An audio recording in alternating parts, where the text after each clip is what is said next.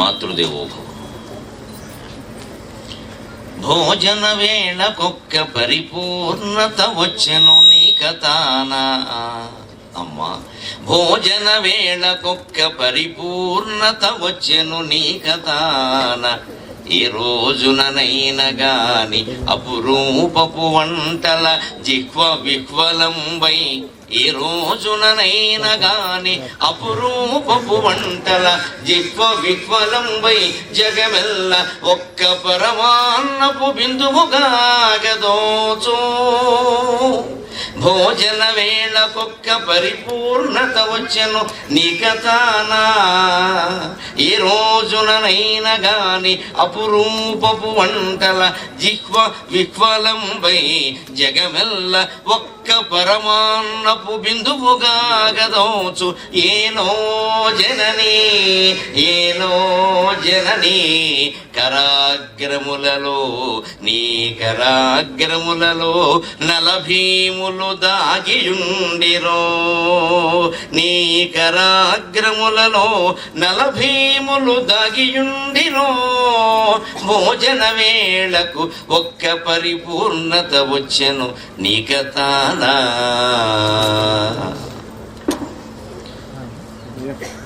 నవరసభరితమైన కావ్యం రాయాలి అంటే షడ్రసోపేతమైన భోజనం అవసరం. అటువంటి భోజనాన్ని నాకు అందించిన మా అమ్మకి, అందిస్తున్న మా ఆవిడికి, ఇద్దరికి నమస్కారం. వారు లేకపోతే నా కావ్యాలు లేవు. 116 పద్యాలు కావ్యం అప్పగించిన, రాసిన, 16 పుస్తకాలు అచ్చు వేసిన, ఇప్పటి వరకు మొత్తం జీవితంలో 11,763 పద్యాలు రచించిన, సహస్రావధానం చేసి 21 రోజుల్లో 1000 పద్యాలు పృచ్ఛకునికి చెప్పి మళ్ళీ చివర ఒకే రోజున అన్ని ఏకధాటిగా అప్పగించిన అంతా ఇద్దరిదై. కారణం, మనం తెలుగు వాళ్ళం మర్చిపోయింది భోజనం. మనకి ఇవాళ భోజనానికి సమయం కూడా లేదు. అసలు చేసే పదార్థాలు, తినే పదార్థాలు ఏమిటనేది పక్కనట్టండి, ముందు తినడానికి సమయం లేదు. మనకి అన్నిటికీ సమయం ఉంది. వాట్సాప్కి సమయం ఉంది, ఫేస్బుక్కి సమయం ఉంది, ట్విట్టర్కి సమయం ఉంది, తిట్టుకోవడానికి సమయం ఉంది, అన్నం తినడానికి సమయం లేదు. శాస్త్రం ప్రకారం మధ్యాహ్నం భోజనం 45 నిమిషాలు చేయాలి. 1 నిమిషం తగ్గినా వాడు తిన్నది అన్నం కాదు, గడ్డితో సమానం. రాత్రి భోజనం కనీసం అరగంట చేయాలి. ఏం తిన్నావనేది అనవసరం, అరగంట తినాలంతే. ఆ ఉన్నదే అరగంట నమిలిన చాలు, తొందరగా అరుగుతుంది, నష్టమే లేదు. భగవంతుడు మనకు పళ్ళు ఇచ్చాడు. అవి అట్టుపళ్ళు, దాచిపళ్ళు కావు. మొక్కపళ్ళు, మూతిపళ్ళు, కూరపళ్ళు, కోసుపళ్ళు, అన్ని రంపాలు, బ్లేడ్లు. ఎందుకు ఇచ్చారంటే పదార్థం గట్టిగా నవలడాలి. ఆ నవిలితే అది బాగా ముద్ద అయ్యి లోపలికి వెళ్ళి కాస్త బలాన్ని ఇస్తుంది. ఉరికి మింగేస్తే ఏముంటుంది, అది మనం మింగేస్తుంది. అందుకని నవిలి తినాలి. ఫ్రాన్స్ దేశంలో వయోవృద్ధులు చాలా ఎక్కువ. మన ఇక్కడ ఎవరైనా 100 ఏళ్ళు దాటితే పేపర్లో వేస్తారు వాళ్ళ చిత్రం. ఫ్రాన్స్ దేశంలో 100 ఏళ్ళకి ముందే చచ్చిపోతే వేస్తారు అకాల మరణం. 99 ఏళ్ళు ఎవడన్నా పోతే అకాల మరణం అని వేస్తారు. మనమైతే వేసి ఇంకా ఎందుకున్నామని అడుగుతాం. ఆ వయోవృద్ధుల సమ్మేళనం జరిగింది ఒకసారి. అంతా 100 దాటిన వాళ్ళే, కింద వాళ్ళు ఎవరిని పిలవరు. దానికి అర్హత ఏంటంటే 100 దాటాలి. 100 దాటిన వాళ్ళు కొన్ని వేల మంది వచ్చారు ఆ సమ్మేళనానికి. 1000 మంది. అందులో చాలా మంది నడుచుకుంటూ వచ్చారు హాయిగా. వాళ్ళని మీ ఆరోగ్యానికి, మీ ఆయుర్దాయానికి, మీ ఓపికి కారణం ఏమిటంటే వాళ్ళు చెప్పిన సమాధానం, మేము తక్కువ తింటాం, ఎక్కువ నవ్వులుతామని చెప్పారు. నవళ్లలో అంతమంది. మనకి ఎదుటివాడు బుర్ర నవిలేయడం అలవాటు, కానీ అన్నం నవిలే అలవాటు. ఎవరికైనా అవకాశం వస్తే మొత్తం అందరినీ నవిలేస్తాం, కానీ అన్నం నవిలే అలవాటు. మా అమ్మ మాకు అన్నం నవలడం నేర్పింది ముందు. ఎప్పుడన్నా తొందరగా లేచిపోతూ ఉంటే అక్కడి నుంచి అన్నం దగ్గర నుంచి, ఏం చేస్తావరా ఇంతకంటే చేసే పని ఉందిరా జీవితంలో కూర్చొని తినకాని. తల్లి స్వయంగా అన్నం తినడం కంటే చేసే పని ఏమి లేదని చెబితే ఇంకేమిటి మన కర్తవ్యం, అదే శుభ్రంగా తినడమే అనుకున్నాం.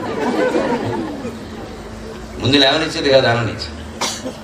అందుకే నేను ఒకసారి భోజనం చేసి కాస్త విశ్రాంతి తీసుకుని బయలుదేరాను కాబట్టి మా అమ్మ భోజనం గుర్తొచ్చి అదే పద్యం చెప్పి, భోజన వేళకొక్క పరిపూర్ణత వచ్చెను నీ కథాన. మా ఇంట్లో అప్పటికి ఇప్పటికి కూడా 12 నుంచి నేను అరగంట చాలా ఆనందంగా గడుపుతాను. ఎందుకంటే నేను 12:30కు భోజనం చేస్తాను. ఆ అరగంట నా ఊహలు ఎలా ఉంటాయంటే ఏం పప్పు వండారు, ఏం కూర వండారు, అందులోకి ఏది నంచుకోవచ్చు, దోస ఆవకాయ, మామూలు ఆవకాయ, ఒకవేళ పనసపొట్టు కూర వండితే గుమ్మడి గొడియాలు ఉన్నాయా లేవా, ముద్దపప్పు చేస్తే ఆవకాయ ఉందా లేదా, కలగల పప్పు చేస్తే మరి ఏమైనా అప్పడాలు అవి ఉన్నాయా లేవా, లేకపోతే మన బతుకేమిటి, ఏం చేయాలి వేట, గోంగూర పచ్చడి చేస్తే అందులోకి ఎవరైనా చూస్తే పచ్చిమిరపకాయలు, చూడకపోతే ఉల్లిపాయలు ఉన్నాయా లేవా. ఎందుకంటే ఎవరన్నా చూస్తే బ్రాహ్మణత్వం పోతుంది, అది బెక్క. చూడకుండా ఉంటే ఇబ్బంది. బ్రాహ్మణత్వం వచ్చే జన్మకు వస్తుంది, ఉల్లిపాయలు మళ్ళీ వస్తాయా. అందుకని మా ఇంట్లో రేపంతన గోంగూర పచ్చడి చేసుకుని ఏమండి ఉల్లిపాయలు వేయించా అంటుంది ఆవిడ. తలుపు దగ్గరికి వెళ్ళి చూడు, ఏమైనా మీడియా వాళ్ళు ఉంటే వద్దు, పచ్చిమిరపకాయ వేసి. కెరిగిపేట వారు ఉల్లిపాయలు తింటారంటే ప్రవచనానికి పిలవరు, ఖాతాలు పోతాయి. అంచేతనే అక్కడ ఎవరు లేకపోతే వేసేయండి. ఇప్పుడు బహిరంగంగానే రహస్యం చెప్పేసాం కాబట్టి గొడవలు. అందుకని దేంట్లోకి ఏది నంచుకోవాలి, ఎలా తినాలని ఒక అరగంట సేపు కలగంట అన్నాయి సరదాకి. అక్కడికి వెళ్ళాక ఏదో పెళ్లి కూతురు ముందు తెర తీసినట్టుగా తెర తీసాక విషయాలు తెలుస్తాయి. అందుకని భోజనకి వేళ ఒక్కొక్క పరిపూర్ణత వచ్చను నీ కథాను. భోజనం అనేది ఏదో దినచర్యలో ఒక భాగం మామూలుగా చేసేసామని కాకుండా దాని గురించిన కొన్ని రమ్యమైన ఊహలు వస్తున్నాయంటే నీ వంటే కదా కారణం. వంట బాగుండకపోతే ఏమైనా ఊహలు ఉంటాయా, ఎందుకు వచ్చిన కర్మరా బాబు అనుకుంటాం, తినిపోతాం బయటికి. నిలబడి తింటా ఈ మాత్రాన్ని కూర్చోవడం ఎందుకు మళ్ళీ. ఎందుకు అంటే ఏ రోజునైనా కానీ అపురూపపు వంటల జిక్వ విక్వలంపై జగమెల్ల ఒక్క పరమాన్నపు బిందువుగా కాదు. ఈ రోజుకు ఆ రోజు అపురూపమైనటువంటి వంటలతో, పిండి వంటలతో భోజనం చేస్తే అంతిమంగా దానివల్ల సాధించే ప్రయోజనం ఏమిటంటే ఇన్ని పదార్థాల్లోనూ కూడా మనని అలరించింది ఏమిటి, ఒక రుచి. ఆ రుచినే రసం అంటారు సంస్కృతంలో. వేదాంతంలో చాలా స్పష్టంగా రసో వై సహ రసగత్యేవాయం లబ్ధ్వా ఆనందీ భవతి అన్నారు. భోజనం రుచి అర్థమైతే సృష్టి రుచి కూడా అర్థమవుతుంది. భగవంతుడు ఏకతః ఒక్కడే ఉండకుండా ఈ సృష్టి ఎందుకు చేసాడో అర్థమవుతుంది. ఆయన కూడా రుచి అనే వ్యామోహానికి లోనయ్యాడు. నాకు రుచి కావాలి, రసం కావాలి, నవరసభరితంగా ఉండాలి, ఏమిటో ఒక్కడే కూర్చోవడం పని లేకుండా ఆయనే తనలోంచి ఒక భాగాన్ని విడదీశాడు. అదే స్త్రీ పురుషులయ్యారు. అది స్పష్టంగా వేదం చెప్పినమాట. ఏకోహం బహుశ్యాం ప్రజాయేతి, నేను ఒక్కడిని, నాకేం దోచడం లేదు. బహుశ్యాం ప్రజాయేతి, నేను అనేకంగా అయితే బాగున్నావు అని భగవంతుడు సంకల్పించాట. ఏదో నిర్మలంగా ఉన్నటువంటి చెరువులో అర్ధరాత్రి వాళ్ళు 1 గంట తరంగం లేచినట్టుగా ఆ తరంగమే లేచిందట. అదే సృష్టికి మూలం. ఇక అక్కడి నుంచి తస్మాదాకాశ సంభూత ఆకాశాద్వాయు వాయోరగ్ని అగ్నేరాపక అభ్య పృథివీ పృథివ్యామోషధీభ్యో అన్నం అన్నాత్ పురుష సవాయేష పురుషో అన్నరసమయక అని ఉపనిషత్తులు చెప్పారు. అలా లేచినటువంటి తరంగమే ఈ సృష్టికి మూలమైంది. అక్కడి నుంచి ఆకాశము, ఆకాశం నుంచి వాయువు, వాయువు నుంచి అగ్ని. ఆకాశంలో చరిస్తేనే వాయువు అయింది. ఆ సంచారం వేసే సంచరించడానికి వాయువు ఏర్పడింది. ఆ వాయువు కాస్త సంచరించడం కారణంగా వెచ్చబడేసరికి అగ్ని ఏర్పడింది. ఆ అగ్ని చల్లబడేసరికి నీరు ఏర్పడింది. ఆ నీరు గట్టిపడేసరికి భూమి ఏర్పడింది. ఇది వేదం సృష్టికి ఇచ్చిన నిర్వచనం. పంచభూతాల నుంచి సృష్టి ఎలా ఏర్పడిందంటే ఇలా ఏర్పడింది చెప్పి. ఇక భూమి మీద మనం అంతా పుట్టాం, భూమండలం నాశనం చేసాం, అది వేరే విషయం. ఆ భూమి మీద ఔషధులు అంటే మొక్కలన్నీ పుట్టాయి. ఆ ఔషధుల నుంచే మనకు అన్నం పుట్టింది. అంచేత ఈ మనిషి ఎవరు అంటే సవాయస పురుష అన్నరసమయ. పురుషుడు అంటే ఇక్కడ వేదంలో, సాహిత్యంలో ఎప్పుడు పురుషుడు అంటే మగవాడు అని అర్థం కాదు, మనిషి అని అర్థం. పురుష ప్రయత్నం అన్నా, పురుషార్థం అన్నా, ఇక్కడ పురుష కన్నా పురుష సూక్తం అన్నా మగవాడు అని అర్థం కాదు, మనిషి అని అర్థం. అపార్థం చేసుకోకూడదు, అన్ని మగవాళ్ళకి చెప్పారు. ఇది మొత్తం మనిషి అని అర్థం. ఈ మనిషి అన్నరసమయగా తినేటువంటి ఆహారం వల్లనే మానవ శరీరం వృద్ధి చెందుతుంది, దానివల్లనే నశిస్తుంది కూడా. ఆ అన్నం వల్లనే పెరుగుతుంది. ఆ అన్నమే మనలో ఉండేటువంటి మృత్యు బీజాలను కూడా పెంచుతుంది. వృద్ధాప్య బీజాలు, యవ్వనపు బీజాలు, వృద్ధాప్య బీజాలు, మృత్యు బీజాలు అన్నీ వృద్ధి చెందుతాయి ప్రతిరోజు. అవన్నీ అన్నం వల్లనే జరుగుతాయి. మరి అన్నం తినక తప్పదు. శరీరం పెరగాలంటే అన్నం తినాలి. ఆ అన్నంతో పాటే ఆ అన్నమే ఏం చేస్తుంది, వార్ధక్య బీజాలని, మృత్యు బీజాలను కూడా పెంచుతుంది. మొత్తమే దిగిపోయేలా చేస్తుంది. దిక్కుంటాయంటే ఎలాగే వేదిక మీద మాట్లాడేటప్పుడు గంట ఇస్తారు, అవకాశం 2 గంటలు ఇస్తారు. తెల్లవారు మాట్లాడతానంటే ఎవడు ఉంటాడండి, ఒక్కడు ఉండాలి. ఎప్పుడో అప్పుడు దిగాలి కదా. జీవితం కూడా ఒక వేదిక. ఇది వేదిక ఎవరి ప్రజ్ఞ వానిది అన్నాడు రసరాజన కవి. ఇది వేదిక ఎవరి ప్రజ్ఞ వానిది. మన ప్రజ్ఞతో మనం ప్రదర్శిస్తాం జీవితం అనే వేదిక మీద. లేదు పోనీ అసమర్థుడు జీవయాత్రలో సాగుతుంది. ఏదైనా కానీ ఎప్పుడైనా దిక్క తప్పదు. బాగా నటించిన వాడు ఇద్దరిని దింపేస్తారు. బాగా నటించిన వాడు జనమే దింపేస్తారు, నటించిన వాడు వాడే దిగిపోతాడు నీరసం వచ్చి. ఏదైనా దిగిపోక తప్పదు. అందుకని ఇది ఒక వేదిక అనుకుంటే ఈ సృష్టి ఒక వేదిక అంటే దాని మీద మనం ప్రజ్ఞ ప్రదర్శించాలంటే రసస్వరూపం అర్థం కావాలి. అందుకే అమ్మవారి నామాల్లో కూడా రసజ్ఞ రససేవధి రంజని రమణి రస్య రణత్కింకిణి మేఖల అంటారు. అమ్మవారి స్వరూపం రసస్వరూపం. రసజ్ఞ, ఆవిడకి రసం అంటే ఏమిటో, రుచి అంటే ఏమిటో తెలుసు. రససేవధి లావణ్యసేవధి అన్నట్టుగా రసస్వరూపానికి సంపూర్ణమైన నిలయం, ఆస్థానం అమ్మవారు లలితాదేవి. అంచేత భోజనానికి పరిపూర్ణత వచ్చిందమ్మా. ఎప్పటికప్పుడు కొత్త రకమైన పదార్థాలు ఏవో చేసి పెట్టడం వల్ల మాకు ఇంత ఆసక్తి ఏర్పడింది. అసలు ముందు తిండి మీద ఆసక్తి ఉంటే జీవితం మీద కూడా ఆసక్తి ఉంటుంది. ఏలో జనని కరాగ్రమలో నలభీములు దాగియుండిరు. నీ చేతి గోళ్లలో బహుశా నలుడు భీముడు దాక్కుని ఉంటారమ్మా అని అంటే నీ వాళ్ళ ఎంత బాగా వండారని 40 పాకం అని పేరు వచ్చినా మా అమ్మ వంట ముందు అది బాలా దూర్, మా అమ్మ కాలి గోటికి కూడా వాళ్ళు పనికిరాని చెప్పేసి తీర్మానం చేసి. ఇంతకీ ఈ తిండంతా దేనికి, ఈ భోజనం అంతా దేనికంటే తినేసి పడుకోవడానికి కాదు. తిన్నామా పడుకున్నామా తెల్లారిందా ఇంతేనా? దీనికోసం అయితే జీవితం ఎందుకు? పని లేక బతకడం కోసం తినాలి కానీ తినడం కోసం ఎవడో బతకడు కదా. నా జీవిత లక్ష్యమే తినుట అని ఎవడో ప్రకటించలేదు ఇంతవరకు.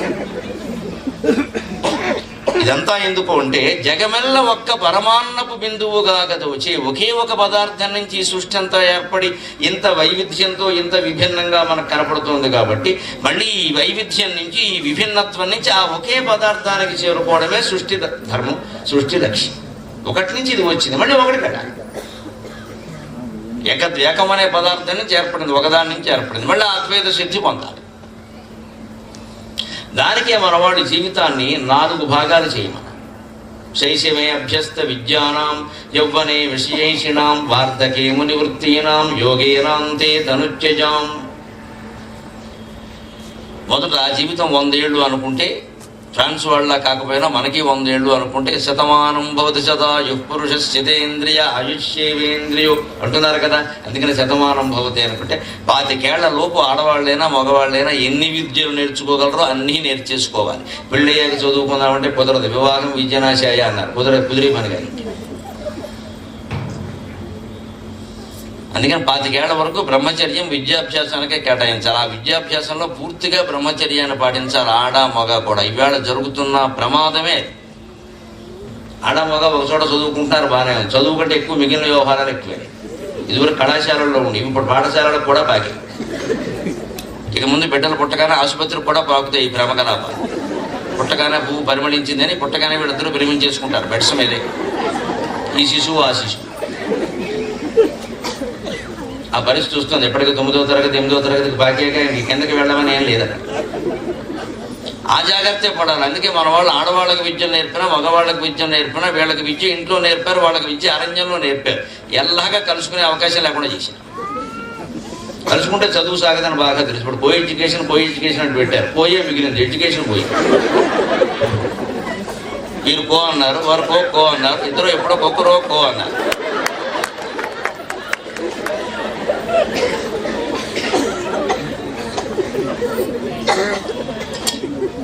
ఇరవై ఏళ్ల యవ్వనంతో మెసమెసలాడిపోయే అమ్మాయి పక్కన కూర్చుంటే మగాడు తినగా ఎందుకుంటాడండి? అజ్ఞానంగా. వాడి వయస్సు ఉండనిస్తుందా? వాడు ఏమైనా వశిష్ఠ మహర్షి, వామదేవ మహర్షి? మన అజ్ఞానమైన మాటలు ఏమైనా విదేశీ వ్యామోహానికి లోనై తప్పే ఉందండి, కలిసి చదువుకుంటే తప్పే ఉందండి, భయం పోతుందండి, బెరుకుతనం సిగ్గు బిడియం అన్నీ పోయాయి. బెరుకుతనం పోతే పర్వాలేదు, అసలు సిగ్గు పోయింది, బిడియం పోయింది, ఏమీ అన్నీ పోయాయి. ఎవరు ఏమీ చెప్పడానికి వెళ్ళదు. తల్లి చెబితే తప్పు, తండ్రి చెబితే తప్పు. డాడీ నీకేం తెలియదు, మమ్మీ నీకేం తెలియదు. డాడీకి మమ్మీకి తెలియకుండానే వీళ్ళు పుట్టేశారు. ఎవరు పెద్దవాళ్ళు ఏం చెప్పడానికి వీల్లేదు. మమ్మల్ని అయితే నోరు మూసుకోమని చెప్పేవారు. అప్పటి నుంచి కూర్చున్నావు, మరి ఇప్పటివరకు తెలవలేదు. మా నాన్నగారితో మాట్లాడడానికి 2 రోజులు రిహార్సల్ వేసేవాళ్ళం, పెద్దలు ఎక్కి, అంత భయంగా ఉండేది.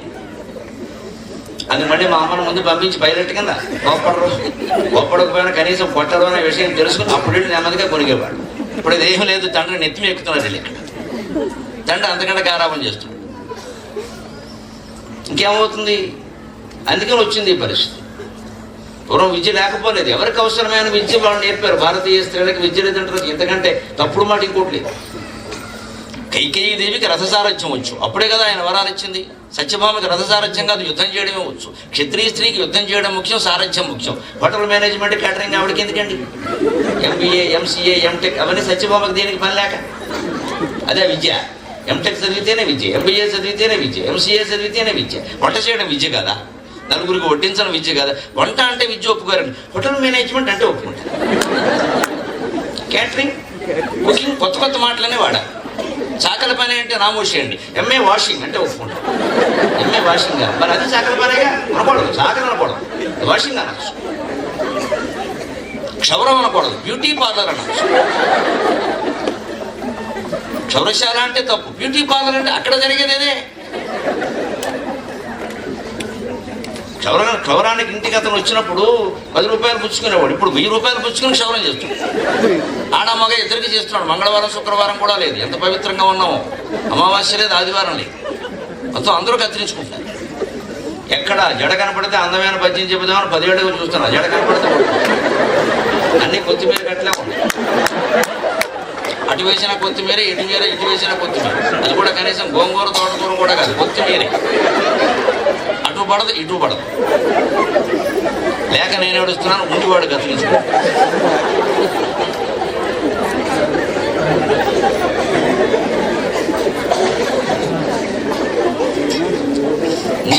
ఉండి దరిద్రం అంటే అది ఇదే. లేక దరిద్రం మీద పర్వాలేదు, ఉండి దరిద్రం.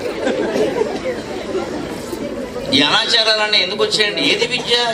ఇప్పుడు ఏం చెప్తారంటే మేడం, కొత్తగా ఫ్యాషన్ టైలరింగ్ విద్య, ఫ్యాషన్ డిజైనింగ్ విద్య. ఇదే పూర్వం మన వాళ్ళు ఇంట్లో కూర్చోబెట్టి కుట్టు పనులు నేర్పితే ఆడవాళ్ళని వంటింటి కుందేళ్ళు చేశారు, వ్యాఖ్యానం చేశారు. ఇప్పుడు వంటింటి కుందేళ్ళుగా కుంటింటి పందేళ్ళు అయ్యారు. ఇప్పుడు ఏమైనా చేసింది అంటే, నువ్వు ఇంగ్లీష్ పేర్లు పెట్టి బజార్లో నేర్పితే అది విద్య, ఇంట్లో మర్యాదగా నేర్పితే విద్య కదా. ఎంత అజ్ఞానం అంటే మంది. ఇంగ్లీష్లో నేర్పితే విద్య, సంస్కృతంలో నేర్పితే విద్య కదా. సంస్కృతం అంతా గుడ్డుమాసిన భాష అయిపోయిందా?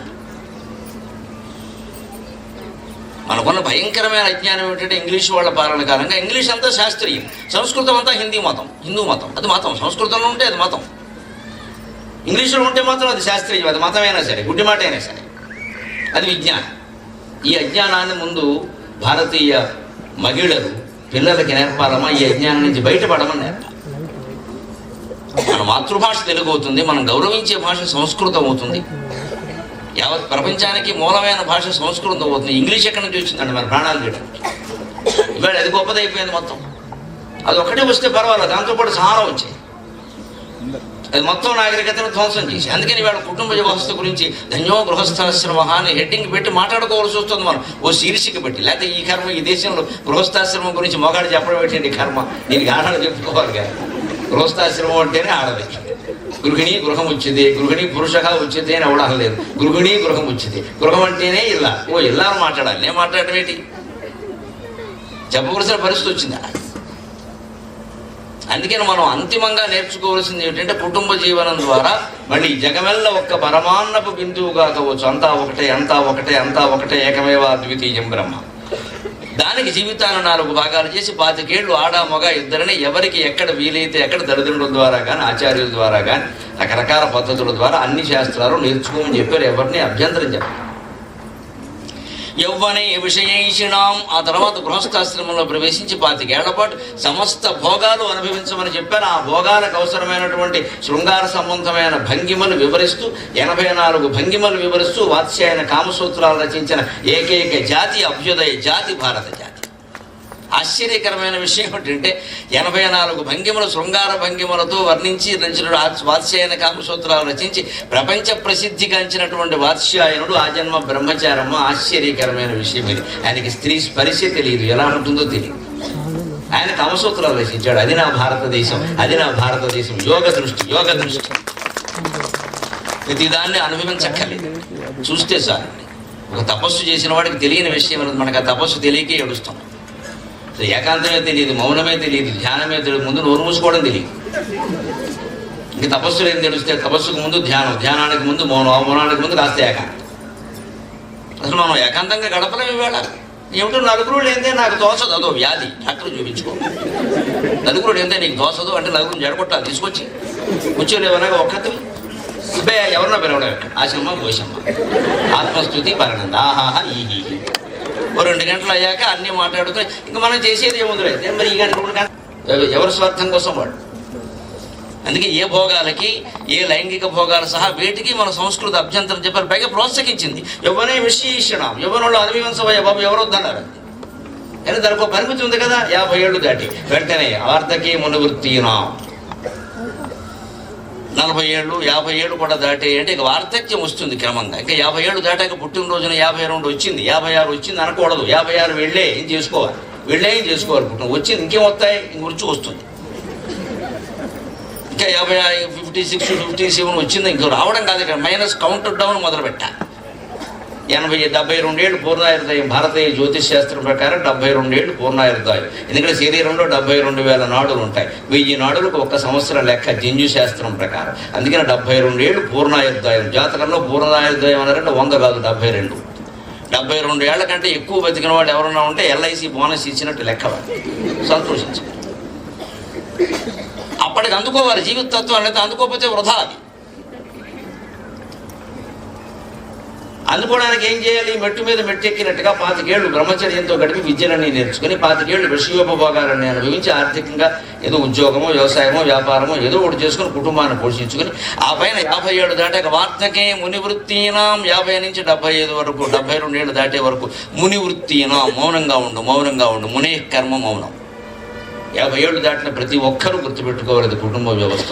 వీలైనంత మౌనంగా ఉండాలి. కొడుక్కి పెళ్లి చేసాం, వాడి సంగతి కోడలు చూసుకుంటుందమ్మా, నీకు అనవసరం, వదిలేయాలి ఆ విషయం. ఏమిటో పెళ్లి చేశాం కానీ మనం అసలు పట్టించుకోవడమే లేదు. ఇంకా సాగదీయద్దు ఇక్కడ. పట్టించుకోకపోవడానికే చేశాం. ఇంకేవాడు పట్టించుకునేది ఆమోదం. చేసింది మనమే, పెద్ద క్యాటరింగ్ ఇచ్చింది మనమే, కళ్యాణ మండపం మాట్లాడింది మనమే, అందరినీ పిలిచింది మనమే, పట్టించుకోలేదని ఏడుస్తున్నది మనమే.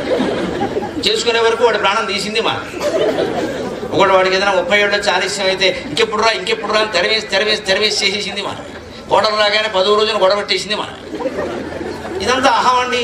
అత్తైనా కోడలైనా అల్లుడైనా తోడలుడైనా ఎవరైనా రాజకీయ నాయకుల పదవులు సహా సమస్తం అహం అండి. దీని వెనకాల ఉండేది అహం. నేను ఉండాలి. ఒక పెద్ద నాయకుడు తన పార్టీ వాళ్ళకి చెబుతూ ఉంటాడు కూర్చోబెట్టి, పార్టీలో వాళ్ళందరూ ఒక కుటుంబంలో ఉండాలి. ఈయన మాత్రం కుటుంబమే పార్టీ అనుకుంటాడు. ఇక అక్కడి నుంచి రుజుతానులే. ఖచ్చితంగా మనం ఒకటి అనుకుంటాం అంతే. ఇక్కడ వేదంలో ఇప్పుడే చెప్పారు ఇవన్నీ పనికిమాలిన ఆనందాలు అయ్యా. 11 రకాల ఆనందాలు. మనుష్య ఆనందం ఏం చెప్తారంటే సత్యేయం పృథివీ సర్వావిత్తస్య పూర్ణాస్యాత్ సయేకో మానుష ఆనందక. ఈ భూమండలం మీద ఉండేటువంటి పంట అంతా ఒక్కడే అనుభవిస్తే, ఈ భూమండలం మీద ఉండే ధనధాన్య సమృద్ధి అంతా ఒక్కడే అనుభవిస్తే, ఈ భూమండలం మీద ఉండేటువంటి పదవులు పీఠాల భోగాలన్నీ ఒక్కడే అనుభవిస్తే, ఆ ఆనందం ఒక ముష్టివాడి చేతుల్లో 5 రూపాయలు బిళ్ళ పడినప్పుడు కలివాడికే వాడి ఆనందం ఎంతో ఇది అంతే అన్నాడు. ఇది ఏక మానుష ఆనంద. ఆ మానుష ఆనందానికి 100 రెట్లు మనుష్య గంధర్వానందం, దానికి 100 రెట్లు దేవగంధర్వానందం, దానికి 100 రెట్లు దేవతల ఆనందం, దానికి 100 రెట్లు ఇంద్రుని ఆనందం, దానికి 100 రెట్లు బృహస్పతి ఆనందం, దానికి 100 రెట్లు ప్రజాపతి ఆనందం. అన్నిటికంటే గొప్పది ఆ దానికి 100 రెట్లయింది సయేకో బ్రహ్మానందక. అన్నిటికంటే గొప్ప ఆనందం బ్రహ్మానందం. అందుకే లలితా సహస్రంలో స్వాత్మానంద లవీభూత బ్రహ్మాద్యానంద సంతతికి చతుర్ముఖ బ్రహ్మానందం సహా అన్ని ఆనందాలు కూడా ఆత్మానందం ముందు దిగదుడు పేరు. మనిషి అంతిమంగా ఆత్మానందాన్ని పొందాలి తప్ప ఇంక ఏ ఆనందాలు పొందినా అవి ఆనందాలు కావండి. దానికోసం చేయవలసిన అభ్యాసం 25 ఏళ్ళు శాస్త్రాభ్యాసం చేయాలి. 25 ఏళ్ళు కుటుంబం ఏర్పాటు చేసుకుని దానికోసం కష్టపడడం, పిల్లల్ని పెంచడం, చేయడం అన్నీ చేయాలి. అప్పుడు కానీ వేదాంతం వంట పట్టదు. 100 వేదాంత గ్రంథాలు చదివినా అర్థం కాని వేదాంతం 10 ఏళ్ళు కాపురం చేయగానే ఇద్దరికి కాదా. అటువంటిప్పుడు 80 ఏళ్ళు కూడా ఎంగులకి అవమానమేది. అంటే మనం ఉన్న స్థితిని ప్రేమించలేకపోతున్నాం, లేని స్థితిని కోరుతున్నాం. జీవితంలో దరిద్రానికి మొత్తం ఇదే. నువ్వు వృద్ధుడని చెప్పు, వృద్ధుడుగానే బతుకు. ఎందుకు యంగ్ అవ్వాలని చూస్తున్నావు నువ్వు? ఎందుకు ఎంగులకి కనుక హీ అంటావు, మురిసిపోతావు. బుద్ధి లేదని చెప్పు. నేనంత ముసలాన్నాయా, నీకు యంగా ఎలా కనపడుతున్నావు అని అడుగు. అది వేదాంతం. స్పష్టంగా నీ వయసు నువ్వే చెప్పడండి. ఇంకా తగ్గించేస్తాడు. పైగా రిజిస్టర్లో ఎక్కువేశారంటాడు. ఇదో అబద్ధం మళ్ళీ. ఎందుకు ఎక్కువేస్తే మాత్రం ఎందుకు చెప్పాలి? ఇప్పుడు నువ్వు పని పట్టుకుని చెప్పాలి దాన్ని. ఎందుకని ఇంకా ఏదో పామేసుకుందాం. ఏం పామేసుకుంటావు? పూసుకున్నావు, రాసుకున్నావు. యమధర్మరాజు నీ కోసం రాసుకోవడానికి సిద్ధంగా ఉన్నాడు. ఈ కాంక్షలు మనిషి నుంచి పోవాలి అంటే ఖచ్చితంగా వేదాంతం చెబుతుంది. యోగియానాంతే తనుచ్యుజం. 70 ఏళ్ళు దాటే యోగ మార్గంలో శరీరం విడిచిపెట్టడానికి సిద్ధంగా ఉండవయ్యా. నువ్వు ఆడా మగ పేద గొప్ప నాకు అనవసరం. వదిలేయి. ఏం అడిగినా నా వల్ల కాదని చెప్పు, నేను చెప్పనని చెప్పు, మౌనంగా ఉండు, ధ్యానంలో ఉండు, తపస్సు చేయి. నమశివాయ నమశివాయ, నమో నారాయణాయ నమో నారాయణాయ, శ్రీమాత్రే నమః శ్రీమాత్రే నమః. ఈ నామం తప్ప నాకు ఇంకోటి తెలియదని చెప్పి ఎవరు అడిగినా సరే, బొమ్మ అవతల బొమ్మ ఏదైతే అదో. ఇది 4 దిశలుగా సూచన చేశారు, 4 దశలుగా. ఇందులో ముఖ్యమైనది గృహస్థాశ్రమం. ఈ గృహస్థాశ్రమంలోనే వేదాంతం ఎందుకు బాగా అర్థమవుతుంది అంటే, భమ్మెరపోతన గారు భాగవతంలో శివప్రార్థన రూపంలో చెబుతాడు, కుటుంబ నిర్వహణ ఎలా ఉండాలో, ఎలా ఉంటే గృహస్థాశ్రమం బాగా నడుస్తుంది. వ్రాలిన భక్తి మృక్యతను అవారిత తాండవ కేళికిన్, దయాశాలికి శూలికిన్, శిఖరిజాముఖ పద్మమయూఖమాలికిన్, బాల శశంకమౌళికి కపాలికి, మన్మథ గర్వ పర్వతోన్మూలికి, నారదాది ముని ముఖ్య మనస్సరసీరుహాళికిన్, వ్రాలిన భక్తి మృక్యదా. నా మనస్సును నీ పాదాల మీద పెట్టి నమస్కరిస్తున్నాను పరమేశ్వర. రాలిన భక్తి మృక్య అవారిత తాండవకేళికిన్, దయాశాలికిన్, శూలికిన్, శిఖరిజాముఖ పద్మమయూఖమాలికిన్, బాల శశాంకమౌళికి కపాలికి, మన్మథ గర్వ పర్వతోన్మూలికి, నారదాది మునిముఖ్య మనస్సరసీరుహాళికిన్ అని 8 లక్షణాలు చెప్పాడు. ఆ 8 మొత్తం గృహస్థాశ్రమం యొక్క నిర్వహణ అంతా. అవారిత తాండవకేళికిన్, దంపతులు ముందు గ్రహించాల్సిన విషయం, పెళ్ళి అవ్వగానే ఏదో ఇంకా అలా ఉంటుంది ఇలా ఉంటుంది అని ఊహించి ఎలా ఉంటుందో 40 ఏళ్ళుగా చూస్తూనే ఉన్నాం. అది ఏమి పెద్ద ఆనందదాయకమైన ఆశ్రమం అని చెప్పాలి, అనేక ఇబ్బందులు ఉంటాయి. అది ఒక తాండవం, బ్రహ్మాండమైన తాండవం. ఈవిడైనా ఆడేస్తుంది తాండవం, వాడైనా ఆడేస్తాడు, ఎవడో ఒకడు ఆడేస్తాడు. ఎవరికి వీలైతే వాడు ఆడేస్తారు, ఆదివారం అయితే ఇద్దరు ఆడేస్తారు. అది పరమేశ్వరుని తాండవం లాగా అవారత తాండవం. తాండవంలో ఎప్పుడు ఒక కాలు ఇటుపోతుంది, ఒక కాలు ఇటుపోతుంది, ఒక చెయ్యి ఇటుపోతుంది, ఒక చెయ్యి ఇటుపోతుంది. జటాకటాక సంభ్రమ భ్రమన్ని లింప నిర్జరి విలోల వీచి వల్లరీ విరాజమాన మూర్ధని ధగద్ధగద్ధగజ్వలట పట్ట పావకి కిశోర చంద్రశేఖరే రతి ప్రతిక్షణం మమ ధరాధరేంద్ర నందిని కుచగ్ర చిత్రభద్రక ప్రకల్పనైక శిల్పిని త్రిలోచనే రతిర్మమ అఖర్వ సర్వమంగళ కళాకదంబ మంజరి రసప్రవాహ మాధురీ విజృంభణా మధువ్రతం స్వరాంతకం పురాంతకం భవాంతకం మఖాంతకం గజంతకం ధకంతకం తమంతకంతకం భజి జయత్వదభ్ర విభ్రమ భ్రమద్భుజంగమస్వస వినిర్గమ క్రమ స్ఫురత్ కరాల భాలహ వ్యవాట్ ధిమిధ్వనం మృదంగ తుంగ మంగళ ధ్వనిక్రమ ప్రవర్తిత ప్రచండ తాండవక శివక. ఇది ఒక ప్రచండ తాండవం. దీనికి అర్థంతో నిమిత్తం లేదు. ఆనందించి చప్పట్లు కొట్టారు లేదా, ఎవరికేం అర్థమైంది? నాకే అర్థం కాదు. గృహస్థాశ్రమం అంటే ఏమీ అర్థం కాదు. ఎందుకు చేసుకున్నామో అర్థం కాదు, ఎందుకు పిల్లల్ని కన్నామో అర్థం కాదు, వాళ్ళకి ఎందుకు పెళ్లిళ్ళు చేసామో అర్థం కాదు. కానీ ఏదో ఆనందం, అందుకే తాండవం నడిపోతుంది. తాండవం ఏమర్థమైంది? కొట్టేసారు చప్పట్లు పెద్ద. ఒకడు వచ్చి వేదిక మీదకి అర్థం చెప్పండి, నేనే ఉడుకుతా.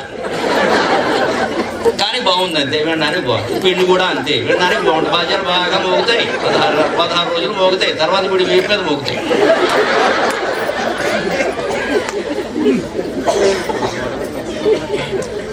అదే గృహస్థాశ్రమం. తాండవ కేళియారు. తాండవం బ్రహ్మాండమైన తాండవం అయిపోతుంది. అకాండ తాండవం. జాగ్రత్తగా ఉండి, బీ ప్రిపేర్, తయారుగా ఉండి. దాన్ని తప్పించుకుందామని చూడక.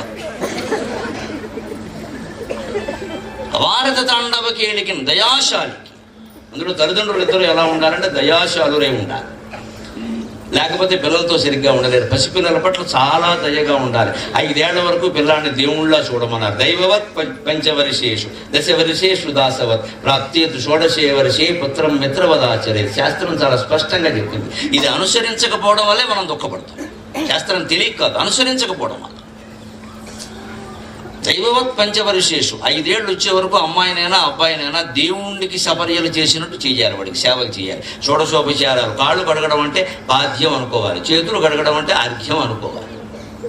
హస్తయో అర్ఘ్యం సమర్పయామి, పాదయో పాద్యం సమర్పయామి. అన్నం పెడుతున్నామంటే నైవేద్యం సమర్పయామి, ఓ కుంభం లాగిస్తాడు అనుకోవాలి. అంటే వాడికి పడుకోబెడుతున్నామంటే పవడింపు సేవ అనుకోవాలి. వెంకటేశ్వర స్వామికి వాడినింటే పాట పాడాలి. వాడికి స్నానం చేస్తుంటే అభిషేకం అనుకోవాలి. బట్టలు దొడుకుతుంటే వస్త్రం యుగం సమర్పయామి అనుకోవాలి. వాడు ఎలా ఉన్నాడని వాడు చుట్టూ తిరుగుతుంటే ప్రదక్షిణం సమర్పయామి అనుకోవాలి. దేవుడికి ఉపచారాలు చేసినట్టే భావించాలి. 5 ఏళ్ల వరకు పిల్లల్ని ఆడపిల్లైనా మగపిల్లడైనా అలాగే పెంచాలి. వాళ్ళు ఏం చేసుకోలేరు, వాళ్ళకి తెలియదు. ఇక తల్లి తండ్రి స్వయంగా చేస్తుంటే ఆ మృదుస్పర్శ కారణంగా, ఆ ఆర్ద్రత కారణంగా ప్రపంచంలో వారెవరికి అపకారం చేయరండి. 8 ఏళ్ల లోపు తల్లిదండ్రుల యొక్క మృదుస్పర్శ అందుకున్న పిల్లలెవరు హత్యలు చేయరమ్మా, అత్యాచారాలు చేయరు. అనుమానమే లేదు ఆ విషయం. హత్యలు చేయరు, అత్యాచారాలు చేయరు. వాళ్ళకి ప్రేమ స్పర్శ తెలుసు. ఈ రాక్షస ఆలోచనలు వాళ్ళకి రావు. ఇవాళ ఎందుకు వస్తున్నాయంటే 3 ఏళ్ళు దాటకుండా తీసుకెళ్ళి స్కూల్లో బారేస్తున్నారు, హాస్టల్లో బారేస్తున్నారు. ఆలోచించండి. 4 ఏళ్ల లోపు వాడిని హాస్టల్లో బారేయడం తప్పు కానప్పుడు వాడికి 40 ఏళ్ళు వచ్చాక మన వృద్ధాశ్రమంలో బారేస్తే తప్పే ఉందండి. మనం చేసిందే వాడు చేసాం. కారణం అది మానేసేసి పిల్లలు చూడడం లేదు. ఎందుకు చూస్తాను? నువ్వు చూసావాళ్ళని. మరి 2.5 ఏళ్ల వాడికి స్కూల్ ఏమిటండి? 5 ఏళ్ళు వచ్చే వరకు మమ్మల్ని ఎవరిని బడిలో వేలా. మాకు తొడిగిన బొట్ట ఏమిటంటే దక్షిణామూర్తిలాగా ఒక గోచి. మా అమ్మ చినిగిపోయిన రైక, అది కూడా మా అమ్మ చినిగిపోయిన రైక, అది ఎలాగో పనికిరాదు కదా అని మాకు తొడిగేవాడు. కానీ చినిగిపోయిన రైకలను గోచీలుగా తొడిగిన వాడు ఇవాడు 300 అష్టావధానాలు, 10 శతావధానాలు, ఒక సహస్రావధానం చేసి జగద్విఖ్యాతిగా ఇచ్చాడు. దానికి నా తల్లి రైక కారణం. ఆవిడికి నమస్కారం, ఆ వస్త్రాలకి నమస్కారం. ఎక్కడ మా కోసం కొత్త గుడ్డలు ఏం కొనలేదు, హడావుడి చేయలేదు. ఇవాళ మొదటి పుట్టినరోజుకే 10 లక్షల ఖర్చు, దాన్ని టీవీలో చూపించడం. అది బర్త్డేయో ఏండయో వాడికి తెలియదు, మనకి తెలియదు. ఓ కేక్ పోయి పేక్ పోయి అక్కడ దీపాలు పెట్టి ఆర్పించడం ఇదో పెద్ద అసమర్థపాచారం. దీపాలు ఆర్పడం ఏంటంటే కొంపలు ఆర్పడం అలాగా. పైగా వాడికి 10 ఏళ్ళు వస్తే 10 దీపాలు పెట్టి అర్పించడం, మొత్తం 10 కొంపలు ఒకసారి అర్పించాలి. ఇదేమన్నా మంగళాచారమా, అమంగళాచారమా తెలిసిపోవట్లా. దీపాలు పెట్టి దీపం పెట్టడం అంటే ఉద్యోగం ఇప్పించడం కింద లెక్క. ఆయన మా ఇంట్లో దీపం పెట్టారండి అంటారు. అంటే మన కుటుంబం నిలబెట్టారు. కుటుంబం నిలబెట్టడానికి దీపం పెట్టండి అని చెబితే కుటుంబాశ్రమంలో, గృహస్థాశ్రమంలో ఉండి మనం పిల్లల చేత కేకులు కోయించి దీపాలు అర్పిస్తున్నాం అంటే మనం ఏ సంస్కృతిలో ఉన్నాం, ఎలా ఆలోచిస్తున్నాం? పిల్లలకి దీపాలు పెట్టడం నేర్పుదామా, ఆర్పేయడం నేర్పుదాం? మళ్ళీ ఇదే మనుషులు మళ్ళీ కార్తీక మాసం వచ్చారు మొత్తం గుళ్ళో తయారైపోతారు. 1,000 దీపాలు పంచలు చీరలు అంటుకుపోయినా పెట్టేస్తారు. పుట్టినరోజునేమో దీపాలు అర్థం. కార్తీక మాసం ఒకటేనా దీపం, ఇంకెప్పుడు ఉండదా? దీపాలు పెట్టడానికి కార్తీక దీపం ఇంకెప్పుడు పెట్టకూడదా? అదేమో దర్శనం పెట్టినట్టు ఏడాదికి వచ్చారు పెడతారు. రోజు దీపం పెట్టాలి కదా. ఆ దీపం గొప్పది కదా. ఆ దీపం వెలుగులోనే కదా మనకి ఏదైనా కనపడేది. అలా దీపం పెట్టడం గొప్పదని చెబితే పిల్లలకి తెలీదా? అది గ్రహించగలగా. అందుకని దయాశాలికి ఇద్దరు దయగానే ఉండాలి. 5 ఏళ్ల వరకు అలాగే పెంచాలి. అంతేకాదు శూలికి వెంటనే శివుడు ఎంత దయామయుడో అంతగా పరాక్రమం కూడా చూపిస్తాడు. అవసరమైతే వేసి పారేస్తాడు. ఆయన దగ్గర 3 అంచుల ఆయుధం ఉంది, త్రిశూలం. అంటే 3 అంచుల ఆయుధం ఎందుకుంటే సత్వ రజస్తమో గుణాలను ఒకేసారి నశింపజేయాలంటే 3 అంచుల ఆయుధం ఉండాలి. మోక్షం పొందాలంటే 3 గుణాలని ఒకేసారి నశింపజేయాలి, గుణాతీతంగా ఎదగాలి. అందుకే శివుడు త్రిశూలం ధరిస్తాడు. విష్ణుమూర్తి ఆయుధం వేరు, దానికి వ్యాఖ్యానం వేరు. సుబ్రహ్మణ్యేశ్వర మహాశక్తి ఆయుధం బల్యం, దాని ఆయుధం, దాని వ్యాఖ్యానం వేరు. శివుడు ఆయుధానికి ఉద్దేశం ఏంటంటే 3 అంచులు ఎందుకుంటే సత్వరజస్తమో గుణాలు 3. ఈ 3 మెదడులో ఉంటాయి, మనసులో ఉంటాయి. ఈ 3 ఒకేసారి అణిచివేస్తే గుణాతీతగా గుణానేతవాన్ అతీత్యత్రీన్ దేహీ దేహ సముద్భవాన్ జన్మ మృత్యు జరా దుఃఖేర్ విముక్తో అమృతమశ్రుతే. భగవద్గీత గుణత్రయ విభాగం. అందుకోసం త్రిశూలం. అంచేత శూలికన్ ఇంట్లో సంసారంలో ఎలా ఉండాలి దంపతులు అంటే దయ చూపించాలి పిల్లల దగ్గర. అవసరమైతే చెంప వాయించేందుకు సిద్ధంగా ఉండాలి, భయపడకూడదు. వాడు ఏమనుకుంటాడో. ఇప్పుడు ప్రతివాడికి 10 ఏళ్ల కుర్రాన్ని చూసి వాడు భయపడ్డాక తండ్రే భయపడుతున్నాడు. ఇంచుమించు 10 ఏళ్ల వరకు వాడు మనకి భయపడతాడు. వాడికి 20 రాగానే వాడికి మనం భయపడుతున్నాం. జీవితం అంతా సరిపోయింది భయపడటం, భయపెట్టడం. ఈ తల్లిదండ్రులకే పిల్లలు భయపడాలనే విషయాన్ని చిన్నతనంలోనే కాస్త అలవాటు చేయాలి. తోలు ఊడుతుంది వేషాలు వేస్తే ఈ సమయానికి ఇంటికి రావాల్సిందే, లేకపోతే నిలబెట్టేస్తా బయట అన్నట్టుగా ఉండాలి. ఇవాళ తల్లిదండ్రులు పిల్లల్ని ఏమీ అనకపోగా ఉపాధ్యాయులు ఎవరన్నా అంటే ఒక క్యాస్ట్ ఫీలింగ్ వేసుకుని వెళ్ళిపోతున్నారు. అక్కడ మా వాడిని అంటావా, మీకు అందుకోసం డబ్బులు కట్టావా అంటే తల్లిదండ్రులు అనరు, ఉపాధ్యాయులు అనరు. మరి వాడు ఎలా బాగుపడాలమ్మా? దయచేసి ఆలోచించండి. ఎలా బాగుపడాలి? ఎవరు ఏమీ అనకుండా, ఎవరు ఒక దెబ్బ వేయకుండా, నా వయసు ఉన్న వాళ్ళు ఎవరైనా ఇప్పుడు ఎవరైనా అనుభవాలు ఉన్నాయేమో చెప్పానంటే మమ్మల్ని ఎవరు కొట్టలేదండి, మా ఉపాధ్యాయులు కొట్టలేదు, మా అమ్మ నాన్న కొట్టలేదు అన్నవాళ్ళు ఒక్కళ్ళు కూడా ఉండరండి. అందరూ కొడితేనే ఎంత వాళ్ళం అయ్యామమ్మా, అందరూ తిడితేనే ఎంత వాళ్ళం. ఎవరు అదుపులో పెట్టుకున్నా మనిషి ఎలా వెతుకుతారండి? కలుపు మొక్కలను తీసేయకపోతే, కంచి వేయకపోతే మొక్క నిలబడుతుందా? ఆ జాగ్రత్త తల్లిదండ్రులు తీసుకోవద్దు. దానికోసం ఓ దెబ్బేస్తే తప్ప, ఓ మాట అంటే తప్ప. పిల్లల మనోభావాలు దెబ్బతింటే బొడ్డు ఉన్న వాడికి మనోభావాలు ఉంటాయి. ఈ దేశంలో 70 ఏళ్ళు వచ్చిన వాడికి ఏ భావాలు ఉండవు. మూల బారేస్తారు బట్టల మూటలాగా, పాత బట్టల మూటలాగా. వాడికి మనోభావాలు ఉండవు. వాడి చేతిలో టీవీ రిమోట్ లాగా పిల్లలకి ఇచ్చేస్తున్నారు, పెద్దవాళ్ళ చేతిలో తీసుకుని. మీకు ఇప్పుడు టీవీ అవసరమా అంటారు. వాళ్ళకి కాకపోతే ఎవరికి అవసరం అండి? పెద్దవాళ్ళకి కాకపోతే పిల్లల్ని ఆగమని చెప్పాలి. మా అమ్మ తాతయ్య చూస్తున్నారు, నువ్వు ఆగు, వాడు చూసిందే నువ్వు కూడా చూడు, దండం పెట్టని చెప్పాలి. ఖచ్చితంగా తల్లిదండ్రులు చెప్పాలి. తల్లిదండ్రులు చెబుతున్నారు ఇక్కడ వచ్చి, మీకు ఎందుకమ్మా వాడికి ఇచ్చేయండి, వాడు చూడాలి కదా అంటే పిల్లల చేతుల్లో బానిసలు అయ్యారు తల్లిదండ్రులు. పిల్లల మనోభావాలకు ప్రాధాన్యం, పెద్దవాళ్ళ మనోభావాలు వదిలేయండి.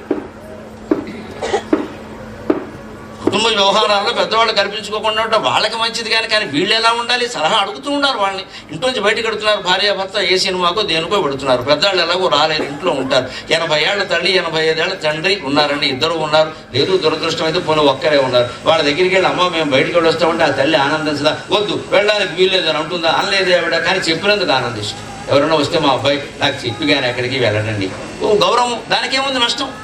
ఎలాగో వాళ్ళు కాదని అనరాయి. ఆ మాత్రం ప్రాధాన్యం పెద్దలకి ఇవ్వద్దా? ఒకే టీవీ ఒంట్లో ఉన్నప్పుడు కాస్త వాళ్ళనే చూడమని చెప్పి వాళ్ళు కూర్చోమంటే సరిపోదు, వాళ్ళు నేర్చుకుంటారు. ముందు పెద్దవాళ్ళకి ప్రాధాన్యం అని నేర్చుకోవాలంటే ఇంట్లో 40-50 ఏళ్ల వయస్సు మధ్యలో ఉన్న తల్లిదండ్రులు వాళ్ళ తల్లిదండ్రుల్ని ముందు గౌరవించాలి. పిల్లల ముద్దు ముచ్చట కాదు, పెద్దవాళ్ళ ముద్దు ముచ్చట ముఖ్యం. అప్పుడు ఈ పిల్లలు నేర్చుకుంటారు ఖచ్చితంగా. అయిపోయి నాన్నగారు ఎప్పుడు మా అమ్మగారి గురించి చెప్తారు, మా అమ్మగారికి మాట్లాడతారు, నేను అలాగే చేయాలి. ఇక ఈ తల్లిని చూడమని నా కొడుకు చెప్పక్కర్లేదు. నేను మా అమ్మని ఎలా చూశానో మా పిల్లలు మా ఆవిడని అలాగే చూస్తారు. నేను చెప్పక్కర్లేదు వాళ్ళు చూశారు. సాయంత్రం 6:30 వేసరికి నేను ఇంట్లో ఉంటే ఖచ్చితంగా మా అమ్మగారి దగ్గర చేరేవాడిని. అంతే, నా దగ్గర ఉన్నంతకాలం అంతే. అక్కడ ఖచ్చితంగా ఎవరి మనసమే పడుకుంటే నేను అక్కడికి వెళ్ళి అమ్మ అంటే నాకేం కాళ్ళు నొప్పులను రోజు వస్తావురా, నాకు కాళ్ళు నొప్పులు ఏం లేవురా అని నన్ను శ్రమ పెట్టడం ఇష్టం లేక నేను అనేవాడు సరదాగా, నీ కాళ్ళు నొప్పులు లేవమ్మా, నాకు వేళ్ళు నొప్పులు ఉన్నాయి, నీ కాళ్ళు నొక్కితే నా వేళ్ళు నొప్పులు తగ్గుతాయి చెప్పి. ఇదో చమత్కారం, ఏదో చమత్కారం కూర్చో అనేది. సరదాగా ఆవిడ ఆ మాట మర్చిపోవడానికి ఓ పాట పాడమ్మా అని 90 ఏళ్ళ ఆవిడ ఏదో పాడేది, నేను అంతకంటే ఏదో మెచ్చుకునేవాడు, సంతోషించేది. ఇప్పుడు ఆవిడ మరి సినిమాలో అవకాశం ఇస్తారా పాడమని నేను ఇవ్వకపోతే? ఆవిడ పాడమని ఎవరు అడుగుతారండి, నేను అడగకపోతే సినిమా వాళ్ళు వచ్చి అడుగుతారు అమ్మగారి చేత పాట పాడించు. దానికి ఆవిడ పొంగిపోయేది విపరీతం. ఇదంతా చూసిన నా పిల్లలు రేపు నా భార్య పట్ల వేరే రకంగా ప్రవర్తిస్తారనే అనుమానం నాకేం లేదమ్మా. నేను చేయగలిగిన నేను చేశాను, తేడా వస్తే వాడికేమో నేనేంటి.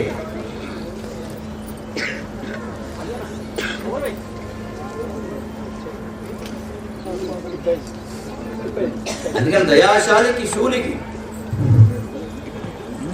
అవసరమైతే శూలిని జరిపించడానికి సిద్ధంగా ఉంటాయి. శిఖరజాముఖ పద్మమయూఖమాలికి భర్త ఎలా ఉండాలో చెబుతున్నాడు ఈ పద్యంలో పోతన గారు ఈ మాటలో ప్రత్యేకంగా. శిఖరిజ అంటే పార్వతీదేవి, ముఖపద్మమయూఖమాలికి, ఆవిడ ముఖం పద్మం లాంటిదైతే దానికి సూర్యకిరణంలో ఉండేవాడు శివుడు. అంటే సూర్యకిరణాలు పడగానే పద్మం వికసిస్తుంది. అలాగే భర్తను చూడగానే భార్య ముఖం వికసించాలి. వచ్చాడు రా బాబు చంపుకు తింటాడు అన్నట్టుగా ఉండకూడదు. వికసించాలంటే సహజంగా వికసించాలి, అంతేకాని ఆలోచించగా వికసించమని చెప్పాను 4:30కి వికసించాలి. 4:30 టైం పెట్టుకుని వికసిస్తారా? శాస్త్రంలో చెప్పారు వికసించాలి, సాయంత్రం వికసించాలంటే కుదరదు. ఈ భర్త ప్రేమ అలా ఉంటే తప్పకుండా వికసిస్తుంది.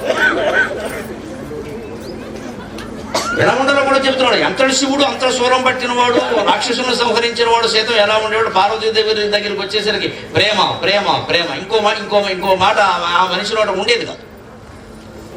ఏమిటో నా కోసం చూస్తూ అలా ఉండిపోయాను, 2 మెతుకులు తినేయాల్సింది అంటే ఇప్పుడు సంతోషిస్తా. ఎలాగో తినవు కానీ సంతోషిస్తారు.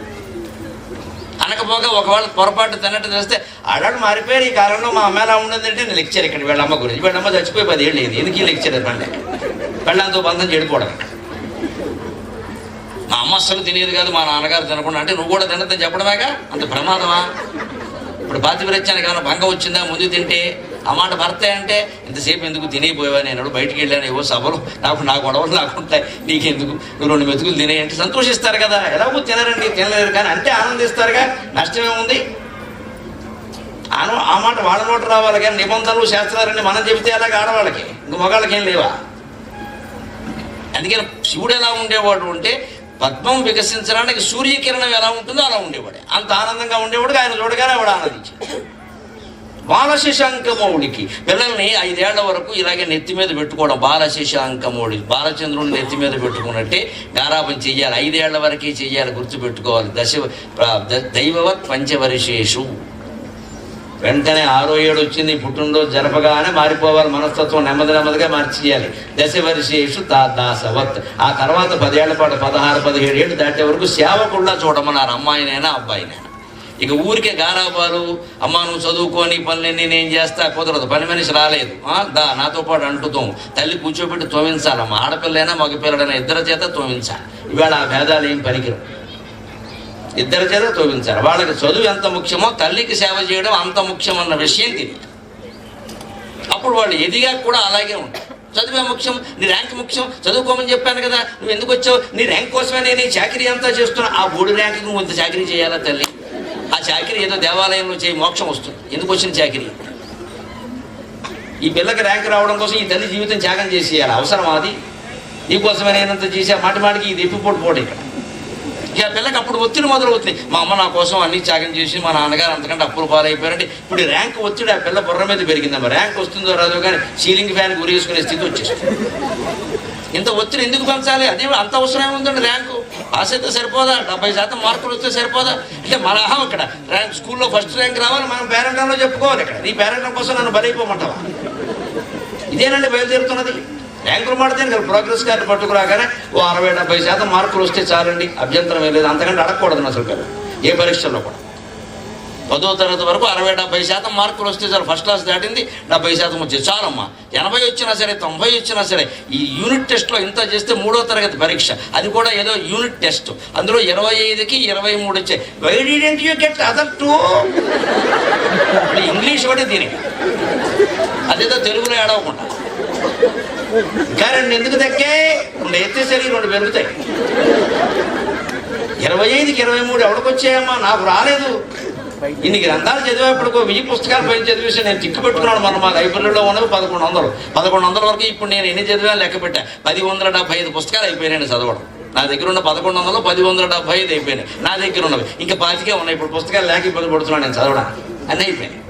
ఇంకా బయట పుస్తకాలు ఇంకో 3-4 వేలు ఉంటాయి.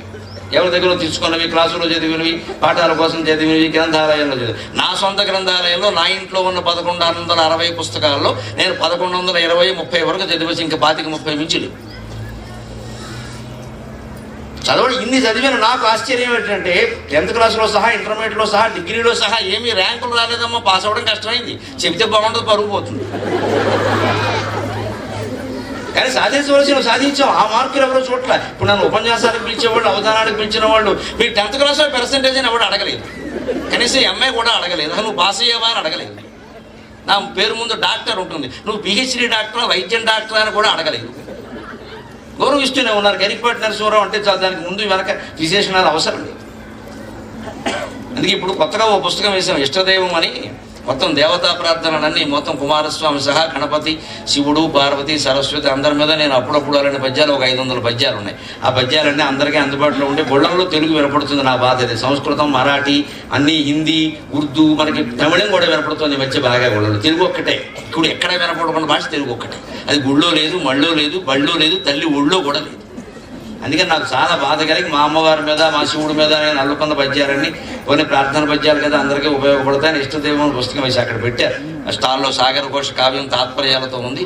ఇష్టదైవం ఉంది. మా అమ్మ అని, మా అమ్మగారి మీద ఇందాక పాడిన పద్యం సహా 100 పద్యాలన్నీ అర్థాలతో సహా ఉన్నాయి. ఆ ఇష్టదైవం పుస్తకం మీద ఏదో మొదట అచ్చు మీద అమ్మవారు బొమ్మ వేశారు. అక్కడ నా పేరు రాసి పైన కవి, మహాసహస్రావధాని, డాక్టర్ ఇవన్నీ రాశారు. మామూలుగా ప్రెస్ వాళ్ళు వేస్తారు కదా.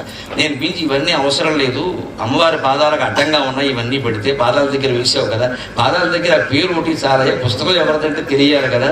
అందుకని గరికపాటి నరసింహారావు సార్ ఇవన్నీ తీసేయాలి.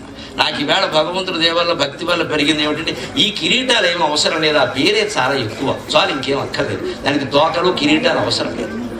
క్రమంగా వయస్సు ఎక్కువ అవుతున్న కొద్దీ మనిషి వీటిని వదిలించుకుందుకు సిద్ధంగా ఉండాలి. నన్ను ఎప్పుడో 10 బిరుదులు పెట్టలేదు, బయోడాటా అంతా చదవలేదు, నన్ను సగౌరవంగా పిలవలేదు, ఇవన్నీ అక్కర. మనం ఏం మాట్లాడామనేదే ముఖ్యం. ఆ దానికి రావాలి, ఆ వైరాగ్యానికి రావాలి. ఇంకా మర్యాదలు ఏమిటి ఏవో ఉంటాయి, ఎవరు ఓపిక మేరకు వారు చేస్తారు. అందుకే ఆ పుస్తకం మీద నేను తీసే మన ఫోటో కూడా వేస్తాం. ఇదివరకు పుస్తకాలన్నింటి మీద వేసాం, భార్య పిల్లలు కూడా వేసాం. ఇంకెందుకు పెళ్లి చూపులైపోయి ఇప్పుడు ఎందుకని చెప్పాను. పెళ్ళయ్యి నేళ్ళని ఇప్పుడు కొత్తగా మన ఫోటో అవసరమా? నీకు నేను నచ్చాను, నాకు నువ్వు నచ్చావు, నచ్చకపోయినా చేసేది ఏం తీసేయి. ఇంకెందుకు ఈ ఫోటోలని ఏం వద్దు, ఒక పేరు ఏంటి, నా ఫోటో కూడా వద్దని చెప్తాను. అమ్మవారి ఫోటో వేశారు, వెనకాల దేవతల ఫోటోలు వేశారు. అంతకంటే ఏమిటి, అమ్మవారిలోనే అందరం ఉన్నాం కదా. ఇది క్రమంగా రావాలి. అందుకని నాకు డిగ్రీలు ముఖ్యం కాదు. అందుకని ఈ పిల్లల దగ్గర ఎప్పుడు కూడా 10 ఏళ్ళ దాసుల్లా చూడటం ర్యాంకుల గురించి కాదు, మార్కులు వస్తే చాలు. వాళ్ళకి అన్ని పనులు చెప్పండి, పని చేయడం కూడా ముఖ్యం అని చెప్పండి, బ్యాంకులకు పంపండి, కిరాణం కొట్టుకు పంపండి, పతంజలి స్టోర్స్కి పంపండి, అన్ని వాళ్ళనే తెమ్మనండి. లెక్కలు తెలుస్తాయి కనీసం. అయిపోయింది. ఇంకొక మాట చెబుతున్నా, తల్లిదండ్రుల కోసం గృహస్థాశ్రమంలో పెద్దవాళ్ళు ఇబ్బంది లేకుండా గుండెపోటు రాకుండా ఉండాలి అంటే ఒక్కటి నేర్చుకోవాలి. కష్టమైనా కానీ చెబుతా, నేను నేర్చుకుంటా, మీకు చెబుతా. పిల్లలకి 18 ఏళ్ళు దాటే అయిపోయింది. 18 ఏళ్ళు దాటిన వాడు ఎవడి మాట వినడు, ఎవడు చెప్పినా మారడు. వాడిని మార్చగలిగిన వాళ్ళు ఇద్దరు. ఒకటి వాడే, 2 దేవుడు, ఇంకెవరు లేరు. మా అబ్బాయి మాట వినడం లేదండి, వద్దు. ఇంకా చెప్పిన మాట వినడం వాడినే కొడుకు అంట, చెప్పిన మాట వింటున్నట్టు నటించేదాన్ని కూతురు అంట. పెద్ద తేడా.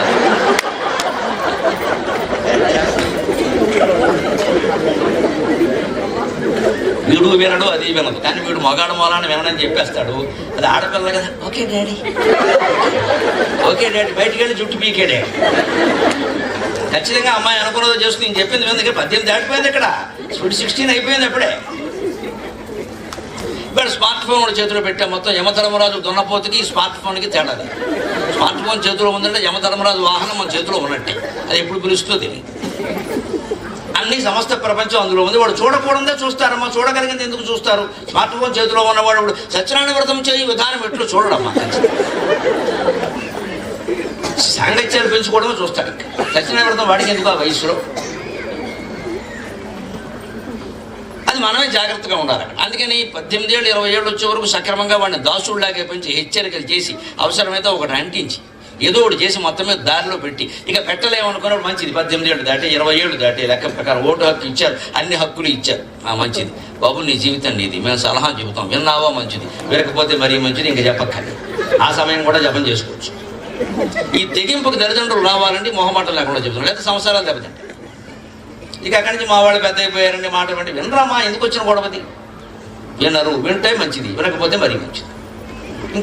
కౌన్సిలింగ్ అన్నాం, వారి దగ్గరికి వెళ్ళడం, వీరి దగ్గరికి వెళ్ళడం, సిట్టింగ్ అన్నాం, స్టాండింగ్ అన్నాం. 4000 4 సిట్టింగ్లు అయ్యాక 4000 పుచ్చుకున్నాక ఆయన ఏమంటాడు, మీ మైండ్ సెట్ మార్చుకోవాలండి. అది లేకే కదా ఎక్కడికి వచ్చింది. 4000 పుచ్చుకున్న మైండ్ సెట్ అంటే మైక్ సెట్ లాగా. అది నువ్వు మారుతావో, నువ్వు చేయం మార్చడం.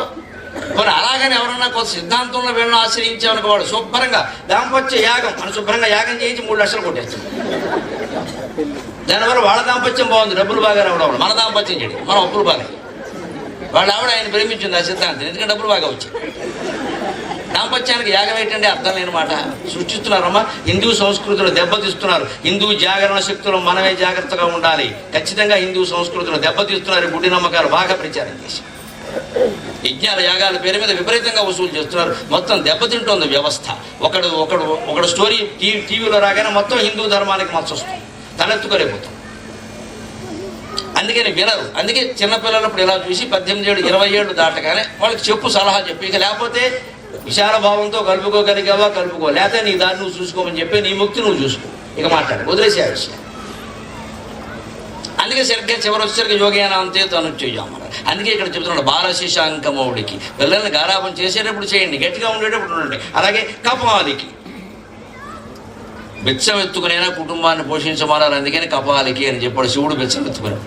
ఎవరి దగ్గర ఎత్తుకునేవాడమ్మా శివుడు? ఎక్కడ బిచ్చం ఎత్తేవాడు? ఆయన ఏ ఇంటికి వెళ్ళి బిచ్చం అడిగినట్టుగా ఏ పురాణాల్లో లేదండి. ఆయన బిచ్చం అడిగింది ఒకే ఒకరిని. భిక్షం దేహి కృపావలంబనకరి మాత అన్నపూర్ణేశ్వరి. ఎవరు అన్నపూర్ణేశ్వరి? ఆయన భార్య దగ్గర భిక్షాటం చేయడం తప్పే ఉందండి. మనం మాత్రం 1 గంట వేసి అన్నాల మీదకి వచ్చిన అన్నం పెట్టి అనల్లా. ఎవరిని అడుగుతాం? పక్కింటికి వెళ్ళి అడుగుతామా? భార్యను అడగకపోతే? ఆయన భార్యను అడిగాడండి. ఆయన భార్య అన్నపూర్ణేశ్వరి. ఎవరిని భిక్షాటం చేయలేదా? కానీ కుటుంబాన్ని పోషించుకోవడం కోసం భిక్షాటన కూడా సిద్ధపడ్డటువంటి మనం ఏదైనా చేసి మొత్తం మీద కుటుంబానికి మగవాళ్ళ ముందు బాధ్యత వహించాలి, ఆడవాళ్ళ బాధ్యత తర్వాత. మన సంస్కృతి ప్రకారం మగవాళ్ళ ముందు బాధ్యత వహించాలి. సంపాదించకపోతే ముందు మగాళ్ళని అడుగుతారు లోకం, ఆడవాళ్ళని అడగరు వెంటనే. ఏదో ఆయన ఏదో కాలు చేయలేని పరిస్థితుల్లో ఏదో ఇబ్బందులు ఉంటే వీళ్ళని అడుగుతారు, చూసుకోవాలి కదమ్మా అంట.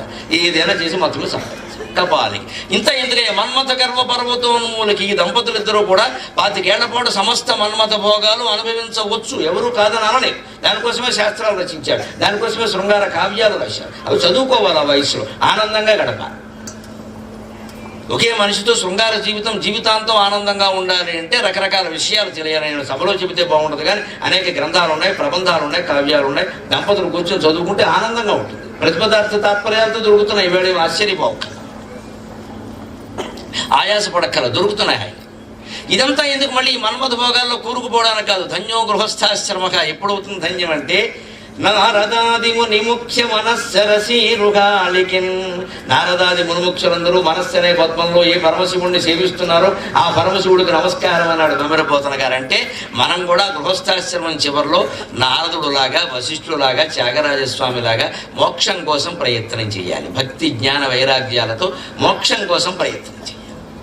దానికి 3 ముళ్ళు వేసిన మర్నాడే ప్రయత్నం మొదలు పెట్టాలి. ఆ చివరి వరకు ఆశ్రమ ధర్మాలు బాగుండాలి అంటే గృహస్థాశ్రమమే మూలం. అందుకే కొత్తగా పెళ్లి కూతురై కాపురానికి వచ్చిన సీతతో రాముడు ఎలా ఉంటున్నాడో వాల్మీకి చెబుతాడు. ప్రియాతు సీతారామస్య దారా పితృకృత ఇతి. ప్రియాతు సీతారామస్య దారా పితృకృత ఇతి. గుణాద్రూపగుణాచ్చాపి ప్రీతిర్భూయోభివర్ధత. రాముడికి సీత అంటే చాలా ఇష్టమైంది. నన్ను చాలా ఇష్టపడుతున్నారు స్వామి, ఎందుకు, ఏమి కారణం అంటే ఆడవాళ్ళు అడుగుతారు సహజంగా. అంటే నువ్వు అందంగా ఉన్నావు ఏదో చెప్తారేమో ఒక ఆశ. ఎందుకు చెప్తాడు? రాముడు చాలా తెలియను. నేనంటే ఎందుకంటే మీ ఇష్టం, మీ ఇంటికి కొత్తగా వచ్చాను కదా, నన్ను ఎంత ఇష్టపడుతున్నారు అంటే, దారా సీత నాకు తెలియదు, నువ్వెవరో నాకు తెలియదు, నేనెవరో నీకు తెలియదు, కానీ ఇది మా గురువు విశ్వామిత్రుడు చేసిన సంబంధం కదా. మిథిలానగరపు రాజకుమార్తెవి. నా గురువు నాకు ద్రోహం చేస్తాడా? నాకు చదువు చెప్పిన ఆయన, నాకు ఎటువంటి అమ్మాయిని చూడాలో ఆయనకి తెలియదా?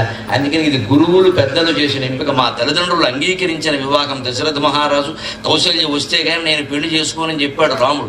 న్యాయంగా క్షత్రియ వంశాచారం ప్రకారం మగ పెళ్లి వారు పెళ్లికి రారు. ముఖ్యంగా క్షత్రియుల్లో ఇప్పటికి కూడా కొన్ని చోట్ల ఆడవాళ్ళు అసలే పెళ్లికి రారు. కొడుకు పెళ్లికి తల్లి వెళ్ళదు, మగవాడే వెళతాడు, తల్లి వెళ్ళదు. అది ఆచారం అన్నమాట.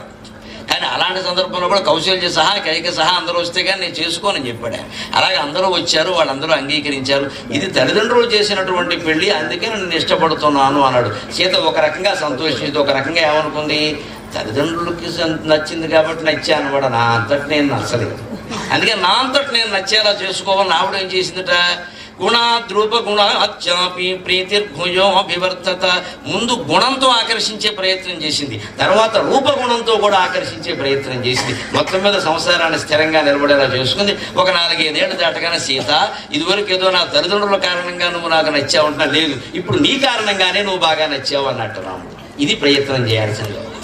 కొత్త దంపతులు ఇద్దరు కూడా ఒకరినొకరు ఆకర్షించడానికి రూపంతోనూ గుణంతోనూ ముందు ప్రయత్నం చేయాలి. ఓ చీర ధరిస్తున్నారు, కొత్తగా పెళ్ళైన వాళ్ళు బట్టలు కట్టుకుంటారు, ఇది మా ఆయనకి నచ్చుతుందా నచ్చుతా, నచ్చేది కట్టుకోవమ్మా, ఏమైంది? మగవాడైనా అంతే. ఓ ప్యాంటు చొక్కా లేకపోతే నా పోటుగాడు పంచే కండుగా వేస్తే ఓసారి వంటింట్లోకి ఓసారి అయినా వేలాడేది చూపించి కట్టుకోమంటావా అంటే ఏం పోయింది, వాడు చెబుతారుగా, అదే కట్టుకోవచ్చుగా, ఏదో ఒకటి కట్టుకోవాలిగా.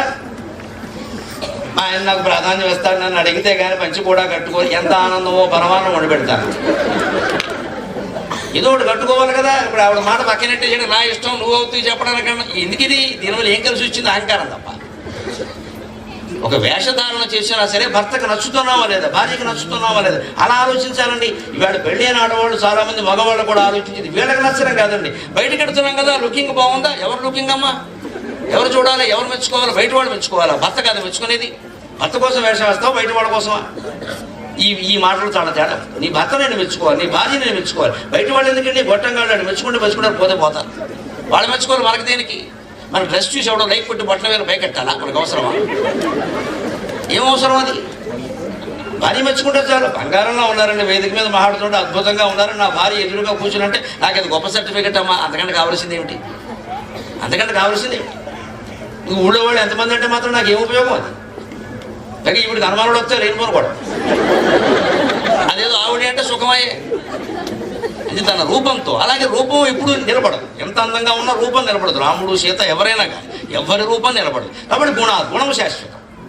అందుకని గుణంతో ఆకట్టుకునే ప్రయత్నం చేసి, అందుకే సీతాదేవి సుందరకాండలో హనుమంతుడి దగ్గర బాధపడుతూ ఉంటుంది ఆవిడ, రాముడు మగవాడని నేను బాధపడడం లేదయ్యా, మొగుడని బాధపడడం లేదయ్యా, రామ వియోగానికి ప్రేమికుడయ్యా, గొప్ప ప్రేమికుడయ్యా.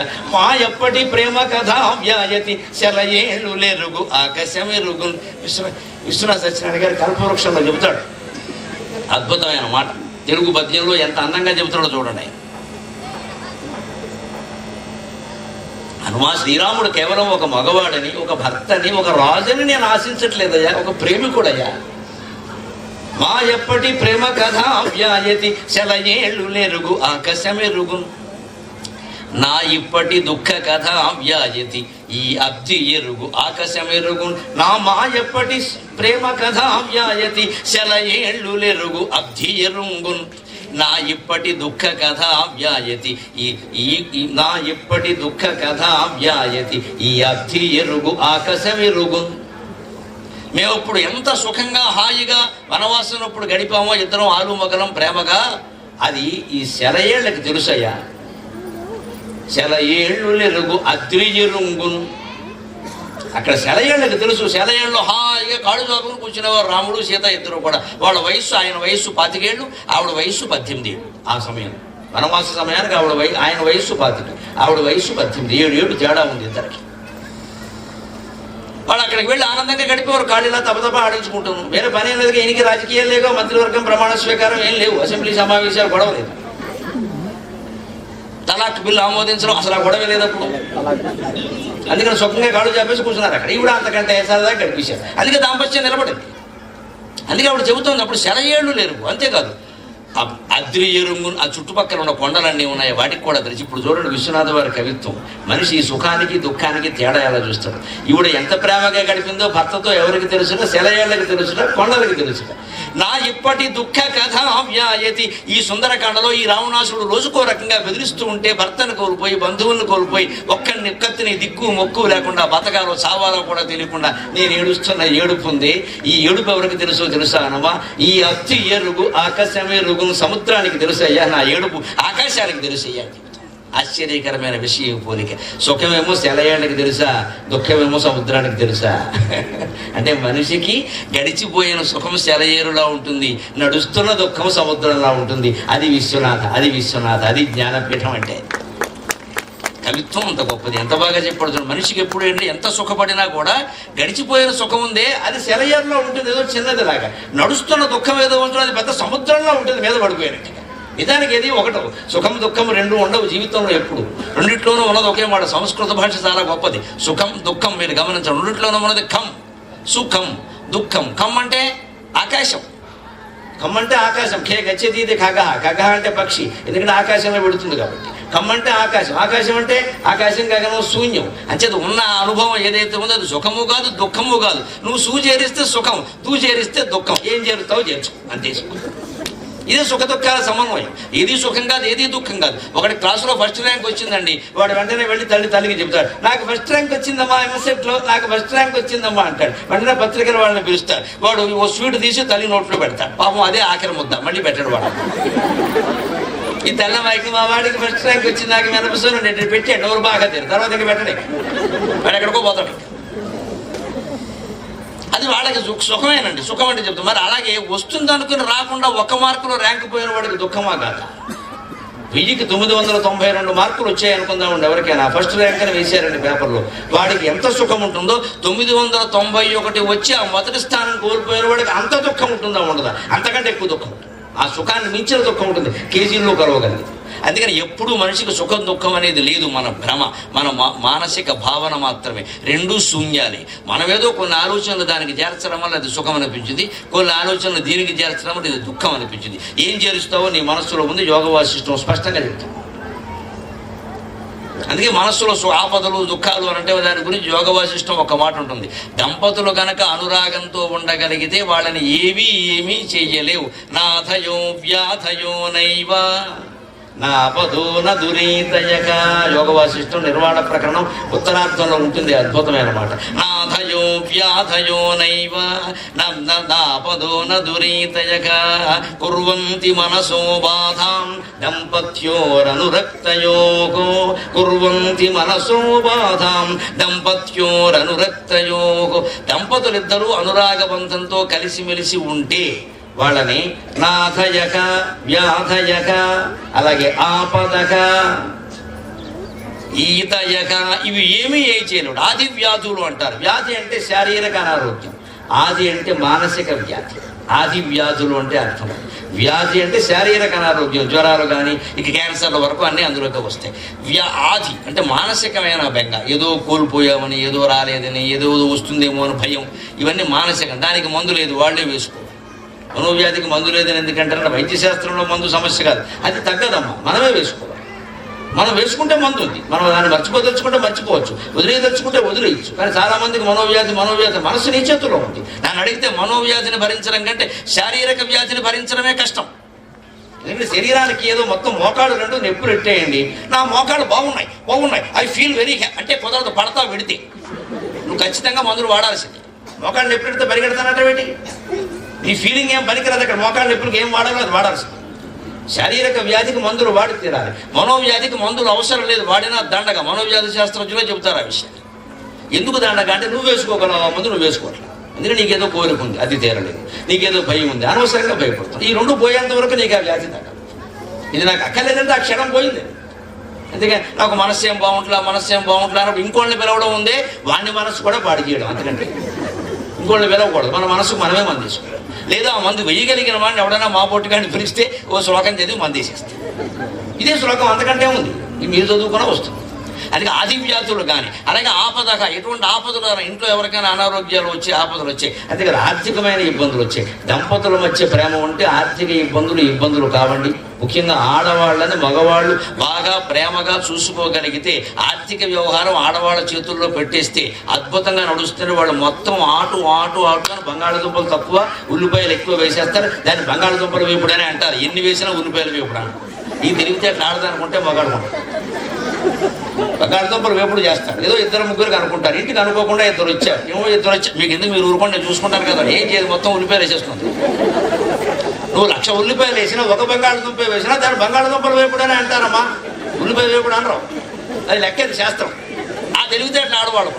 అదే మగాడు పరువు తీయాలనుకుందనుకో, అందులో కాస్త ఉప్పు ఎక్కువ వస్తుంది, చేస్తాడు.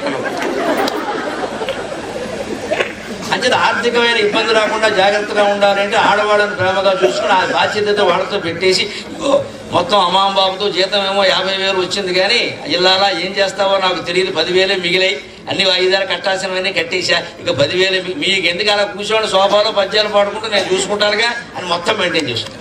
అంత తెలివితేటలు ఉన్నాయి. ఎందుకంటే మృత్యుకటిక నాటకంలో సూత్రుడు చెబుతాడు స్త్రీల తెలివితేటల గురించి. స్త్రియో హినామ ఖల్వేత నిసర్గాదేవ పండితాక, స్త్రియో హినామ ఖల్వేత నిసర్గాదేవ పండితాక, పురుషాణంతో పాండిత్యం శాస్త్రైరేవోపదిశ్యతే. మగాడు పండితులు కావాలంటే 100 శాస్త్రాలు చదవాలి. కానీ స్త్రీల అదృష్టం ఏమిటంటే ఏమీ చదవకుండా బ్రహ్మదేవుడు వాళ్ళకి పుట్టుకతోనే బ్రహ్మాండమైన తెలివితేటలన్నీ ఇచ్చేశాడు. బ్రహ్మాండమైన తెలివితేటలు స్త్రీలకు సహజంగా పుట్టుకతో ఉంటాయమ్మా. ఎందుకంటే ప్రసవం భరించాలి, భయంకరమైన బాధ. అది అనుభవించిన వాళ్ళకి తెలుస్తుంది, మాకేం తెలుస్తుంది. ప్రసవం భరించాలి, రక్తస్రావం అయిపోతుంది, పిల్ల పుడుతుంది, తల్లి చచ్చిపోయే పరిస్థితులు చాలా ఉండేవి పూర్వం. అవి తట్టుకున్నారు వాళ్ళు. అంతకంటే కష్టమే ఉండదని అనుకుంటారు. ప్రసవం తట్టుకోవడం కష్టం. నా తల్లి 9 ప్రసవాలు భరించిందమ్మా, 9వ పిండం నేను బయటపడి ఇంతవాడిని అయ్యా. మరి 8 దగ్గర వాళ్ళు ఆపేసినా నేను వచ్చేవాడిని గదిలో. 9 ప్రసవాలు పడింది, 9 మామూలుగానే పడింది, సిజేరియన్లు లేవు, చచ్చినట్టు పడింది ఆవిడ. కానీ అంతటి కష్టం తట్టుకుంది కాబట్టి మేము పెట్టిన బాధలో తట్టుకుంది ఆవిడ. అందరు పెట్టిన బాధలో తట్టుకుని ఏముంది రాని, అలా అలవాటు మాకు వచ్చింది, జీవితం తేలికైంది. అందుకే ఆ తెలివితేటలో ఆ ఓర్పు సహనం భగవంతుడు స్త్రీకి సహజంగా ఇచ్చాడు. సూత్రకుడు మృత్యుకటిక నాటకంలో చెబుతాడు నిసర్గాదేవ పండిత. సహజంగానే వాళ్ళు పండితులండి, వాళ్ళకు ఒక నేర్పక్కలది శాస్త్రాలు అన్నారు. వాళ్ళు బుద్ధి సూక్ష్మత పెట్టి ఆలోచిస్తే వెంటనే పరిష్కారం దొరుకుతుంది. బుద్ధిశ్చాపి చతుర్గుణాలు, మగవాళ్ళకంటే ఆడవాళ్ళకి 4 రెట్లు తెలివి ఎక్కువ ఉంటుంది. దుఃఖపడ్డామనే విషయం అప్పుడు శరయాళ్ళకి తెలుసు, కొండలకు తెలుసు. ఇప్పుడు ఎంత దుఃఖపడుతున్నాననే విషయం సముద్రానికి తెలుసు, ఆకాశానికి తెలుసు. అంటే శరయ్యల కంటే సముద్రం పెద్దది, కొండ కంటే కూడా ఆకాశం ఎత్తైనదే కదా. నా దుఃఖం చాలా ఎక్కువగా ఉందయ్యా, మరిచిపోయిన సుఖం తక్కువగా ఉందని చెప్పడం. దాన్ని హనుమంతుడు విన్నాడు, నవ్వుకున్నాడు. తల్లి ఎంత దుఃఖంలో ఉందో ఆయనకు తెలిసింది. తర్వాత ఆ దుఃఖం తీర్చాడు, అది వేరే విషయం. ఇంకొక మాట మనం 1-2 మాటలు చెప్పుకుని 10 నిమిషాలు మనం సెలవు తీసుకున్నాం. ఇంకొక మాట మనం ముఖ్యంగా చెప్పుకోవాల్సింది, పిల్లల్ని పెంచేటప్పుడు కొనవలసిన వస్తువులను. మన వసుచరిత్ర కావ్యంలో భట్టుమూర్తి చెబుతున్నాడు, ఇవాళ వస్తువుల కోసం వేలకు వేలు ఖర్చు పెడుతున్నారు. ఇవాళ వాడు ఇంకా ఉయ్యాల్లోకి రాకుండానే వాడు ఉయ్యాల ఖరీదే 5,000 ఉంటుంది. రకరకాల వస్తువులు పిల్లల కోసం తయారు చేసి మమ్మీ డాడీ షోరూమ్ అని అమ్మేస్తున్నారు మొత్తం అంతా. పైగా పిల్లలు కొనమన్నా కొనకుండా ఉండలేరు. పైగా ఈ కొనేది ఏమిటంటే టెడ్డీ బేర్ అని ఎలుగుబంటి బొమ్మలు అన్నీ కొంటున్నారు. ఇప్పుడు వీడియో ఎలుగుబంటిలో ఉన్నాడు, బాల ఎలుగుబంటి, మళ్ళీ వీడిపో ఎలుగుబంటి, వాడు దాన్ని పట్టుకుని ఎడుతూ ఉంటాడు. ఇక ఆ కొనేది కూడా రాముడు, కృష్ణుడు, సీత అందమైన బొమ్మలుగా, దశావతారాల బొమ్మలుగా, ఈ శని అవతారాలన్నీ వస్తున్నాయి. చైనా వాడి బొమ్మలు, అది కూడా పోనీ భారతీయుడు బాగుపడలేదు దీనివల్ల. ఇవేవీ అవసరం లేకుండా పిల్లల్ని పెంచడం ఎలాగో కృష్ణదేవరాయల కాలంలో ఉండి భట్టుమూర్తి అని ఆయన వసు చరిత్ర కావ్యం రాశాడు. ఆ వసు చరిత్రలో చెబుతున్నాడు ఒక నది శుక్తిమతి. కోలాహలుడు అని ఒక పర్వతాలు నదులు పక్కనట్టండి. కోలాహలుడు శుక్తిమతి. ఆయన వల్ల ఈవిడికి 2 పిల్లలు కలిగారు. ఆయన బాధ్యత లేని మనిషి పిల్లల్ని వదిలేసిపోయాడు. కానీ ఆ తల్లి పిల్లల్ని పెంచింది. తల్లికి బాధ్యత ఉంది. ఆ నదికి పుట్టిన పిల్లలిద్దరిని ఆవిడ ఎలా పెంచిందో చెబుతున్నాడు. మార్కెట్కి వెళ్ళలేదు, ఆంధ్రా బ్యాంక్ వాళ్ళని అప్పడగలేదు. ఆ 2 పిల్లలు నదిలో పెంచింది ఆవిడ. నదికి బయట వస్తువులు ఒక్కటి కూడా ఆశించలేదు ఆవిడ. నదిలో ఉన్న వాటితోనే 2 పిల్లల్ని పెంచింది, పసిపిల్లల్ని, ఏ ఆపద లేకుండా. ఎలా పెంచిందో చెబుతున్నాడు కవిత్వం రూపంలో. జలకములార్చి పండు జలజచ్చద పాళిక గప్పి తమ్మి సంకుల తెలితే నెలుగునిడి కృందరగల్ కదడించు కల్వ తొట్టెలల కుమారు కూతును ఘటించి భజించు నదీలలామ కోమల కుముదాగ తాళిపుల మంజురవంబున జొలవాడుచు జలకములార్చి చిన్నపిల్లలకి స్నానం చేయించారు. నది కదా, నది నీళ్ళలోనే స్నానం చేయించి. తల్లి కాబట్టి జాగ్రత్తగా చూసుకుంది. పండు జలజచ్చద పాడిక గప్పి స్నానం చేయించగానే బిడ్డకి చలి వస్తుంది కదా, అందుకని తెల్ల తామరపు రేకుల్ని పెట్టి వాటిని తువ్వాలుగా పెట్టి తుడిచింది. ఎంత అదృష్టమో, టర్కీ టవల్ పెట్టి తొడవలేదు. తెల్ల తామర పూరేకులు పెట్టి ఒళ్ళు తుడిచింది. నదిలో తామర పూలు, కలువు పూలు ఉంటాయి కదా, వాటితో ఒళ్ళు తుడిచింది. పిల్లలు ఏమనుకుంటారు, మా అమ్మ ఎక్కడికి వెళ్ళలేదు, ఇక్కడ ఉన్న వాటితోనే ఎలా చేస్తుందో. ప్రేమ ముఖ్యం. పిల్లలకి తరగడాలు, పెద్ద పెద్ద గలీగులు, పెద్ద పెద్ద మంచాలు, వాడు చూడగానే అడిగి తెచ్చిపోయే బొమ్మలు అవసరం లేదు. దానికోసం ఖర్చు పెట్టడం, టాయ్ రూమ్ అనడం, ఈ బాయ్ని తీసుకెళ్ళి ఆ టాయ్లో పారేయడం, మనం కలిపేసుకుని మనం టీవీ చూస్తూ మనం కూర్చోవడం. మన చేతుల్లో పెరిగిన బిడ్డ, తల్లి చేతుల్లో పెరిగిన బిడ్డ సక్రమంగా పెరుగుతాడు. అందుకని జలకములార్చి పండు జలజచ్చద పాడికి గప్పి తెల్ల తామరపు రేకుల్ని తువ్వాలుగా ఉపయోగించింది. అదే దుప్పటిగా ఉపయోగించింది వెచ్చగా ఉండాలి. తమ్మి సంకుల తెలితే అని రుగ్గులుడి స్నానం చేయగానే బిడ్డకు ఆకలిస్తూ పాలను అడుగుతాడు, ఆకలి అంటాడు. అందుకని నదికి పాలు ఎక్కడి నుంచి వస్తాయండి, ఆవిడ స్త్రీ కాదు కదా. ఏం చేసిందిట, ఆ తామర పూల్లో కలువు పూల్లో ఉండే తేనెని ఆ తామర పువ్వు కలువు పూల్లోనే రేకులు తీసి వాటినే శంఖంగా మార్చి ఉగ్గు గిన్నెగా మార్చి వాటితో ఆ తేనె తాగించింది సహజంగా. ఎక్కడికి బయటకి వెళ్ళదు. ఆ తేనె దాగి పెరిగిన పిల్లలు ఎలా ఉంటారండి, తేనె దాగి పెరిగిన పిల్లలు ఎలా ఉంటారు. అందుకే మన సంప్రదాయాల్లో అడుగులు వేయడం మొదలు పెట్టగానే అరిసెల మీద నడిపిస్తారమ్మా పిల్లల్ని. మన సంప్రదాయం ఇది, తెలుగువారి సంప్రదాయం. ముఖ్యంగా అరిసెల మీద నడిపిస్తారు. ఎందుకని అరిసెల మీద నడిపిస్తారు, ఇంకే వేరే పిండి వంటలు లేవా, నడవకూడదు. ఎవడొద్దాని ఓ స్మార్ట్ ఫోన్ అంటే దాని మీద అడుగు ఏమనొచ్చు కదా, పగిలిపోతుంది, కూడా వదిలిపోతుంది. ఇప్పుడు దాని మీద నడిపిస్తారు, అరిసెల మీద నడిపిస్తారు. ఎందుకంటే అబ్బాయి నువ్వు రేపు వేసే ప్రతి అడుగు ఈ ప్రపంచానికి తీపి పంచి పెట్టాలి నాయన, చేదు పంచి పెట్టద్దు అని చెప్పడానికి అలాంటి ఆచారాలు మనం. అందుకని ఉగ్గు తేనె తాగించిందండి. వాళ్ళు తేనె తాగిన పిల్లల్లాగే పెరుగుతారండి. వాళ్ళకి విషం పూసే అలవాటు రాదండి అసలు. కృందరగలు కదలించు కల్వ తొట్టెల కుమారు కూతును ఘటించి భజించు నదీలలాము. కాస్త కడుపులో పడగానే నిద్ర వస్తుంది కదా, పడుకోవాలనుకుంటారు. అందుకని ఆ కలవ పూల తొట్టెలు, అక్కడే కలవ పూలు కొంచెం విశాలంగా ఉంటాయి తామర పూల కంటే, వాటిలో పడుకోబెట్టింది. అప్పుడు కూడా ఒక సందేహం వస్తుంది, పడుకోబెట్టారు పిల్లలు బాగా మంది జోల పాడాలి కదా, నది జోలపాట పాడలేదు కదా అంటే భట్టుమూర్తి అది కూడా పాటించాడు. కోమల కుముదాగ తాళికుల మంజురవంబున జోలవాడుచు. ఆ పద్మాల్లో ఉండే మకరందం కారణంగా వాటిని ఆస్వాదించడానికి తుమ్మెదలు వచ్చాడు. అవి అక్కడ ఝుమ్ ఝుమ్ ఝుమ్ అని ఝంకారం చేస్తుంటే ఆ ఝంకార నాదానికి ఆ పిల్లలు ఆనందంగా పడుకున్నారట. అంటే బయట నుంచి ఒక వస్తువు తేకుండా నదిలో ఉన్నటువంటి పరికరాలు, వస్తువులతోనే పిల్లల్ని అంత అందంగా పెంచింది. మనం ప్రేమ అనేటువంటి పెట్టుబడితో ఇంట్లో ఉన్న వస్తువులే ఉపయోగించి పిల్లల్ని పెంచలేమండి. పిల్లల్ని పెంచడం పెద్ద బడ్జెట్ అయిపోయింది వేళ. ఈ ఆలోచన చేస్తే మనం ముందుకెళ్ళాలి. ఇంకొక మాట, ముఖ్యంగా గృహస్థాశ్రమం బాగుండాలంటే మనం తెలుసుకోవలసింది, ఇవాళ ఒక దారుణమైన సంస్కృతి మన పిల్లల జీవితాల్లో ప్రవేశించింది.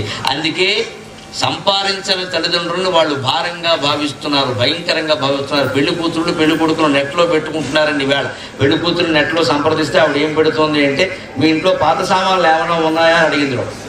వాడు పాపం ఏం చెప్పాలో తెలియక పాత సామాన్లు ఎందుకుంటాయి, మా నాన్నగారు ఎప్పటికప్పుడు పాత సామాన్లు బయట పారేస్తారంటే, మీ నాన్నయ్య పాత సామాన్ అంటే అర్థం అని చెప్పింది. పెళ్లి కూతురు దృష్టిలో అత్తమామలు పాత సామాన్లు అమ్మా ఈవేళ.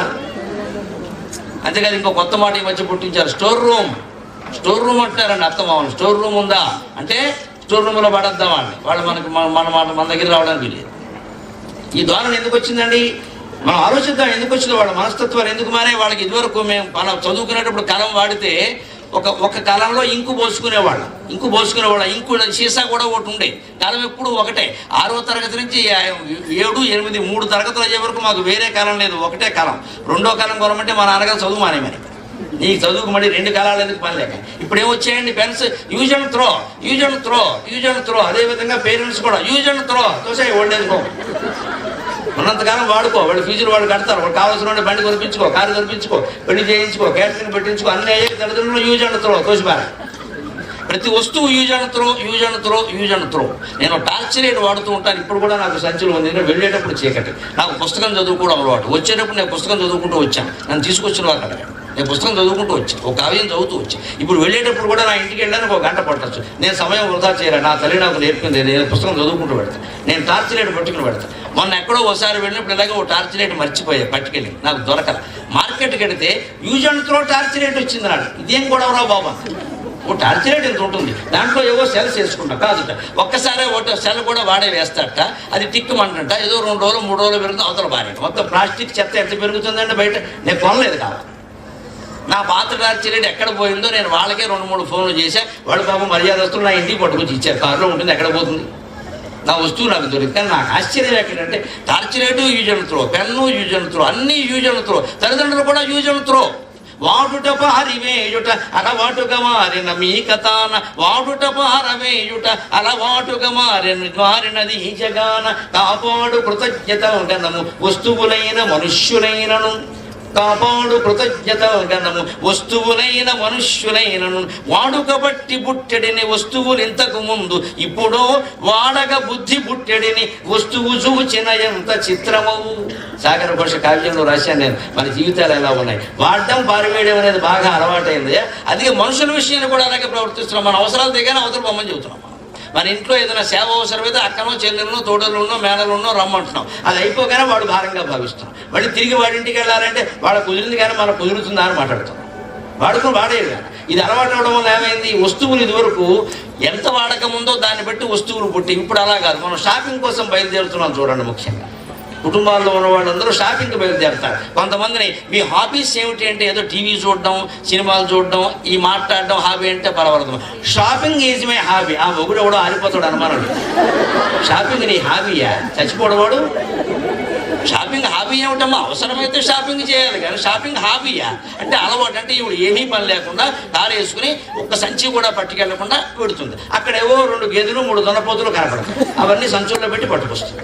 ఇదంతా అప్పేగా. షాపింగ్ హాబీ ఏమిటండి? అవసరమే కొనాలి. ఇదివరకు వాడుకను బట్టి వస్తువులు పుట్టేవి. ఇప్పుడు అలా కాదు. వస్తువు చూసే ఇది మన ఇంట్లో లేదుగా అని వాడేస్తున్నాం. మనకు అవసరం ఉన్నా లేకపోయినా సరే. మన ఇంట్లో ఓ సోఫా సెట్ ఉంది. బయట పెద్ద పత్రికలో ప్రకటన వచ్చింది, ఇంత పెద్ద సోఫా, అదో పెద్ద ఏనుగు ఐరావతంలో ఉంది, దాని పక్కన 2 కుర్చీలు, ఓ చిన్న ఏనుగులు దిగ్గజారు. ఇవన్నీ కలిపి 2 లక్షలు అంటాడు వాడు. ఆ మాట పైన చెప్పడు. చాలా తక్కువలో వస్తుంది ఇన్స్టాల్మెంట్ అని ఓ చుక్క ఎడతాడు. ఆ చుక్క మనం చూడం. ఆ చుక్కలోనే ఉంటుంది మొత్తం. చూస్తాం కింద ఉంటాయి, షరతులు వర్తిస్తాయని ఉంటుంది. Conditions apply. అక్కడికి వెడితే సరిపోతుంది కండిషన్. అక్కడ 2 లక్షలు ఒకసారి అడగడు వాడు. మాత్రం 10-20 వేలు కడితే చాలు, తర్వాత నెలకు 5,000 అంటాడు. అందుకని మనం ఏం చేస్తాం, 1వ తారీఖు జీతం రాగానే సోఫా వాయిదా, టీవీ వాయిదా, మిక్సీ వాయిదా, అన్ని ఫ్రిడ్జ్ వాయిదా, చివరికి సుఖ సంసారం కూడా వాయిదా.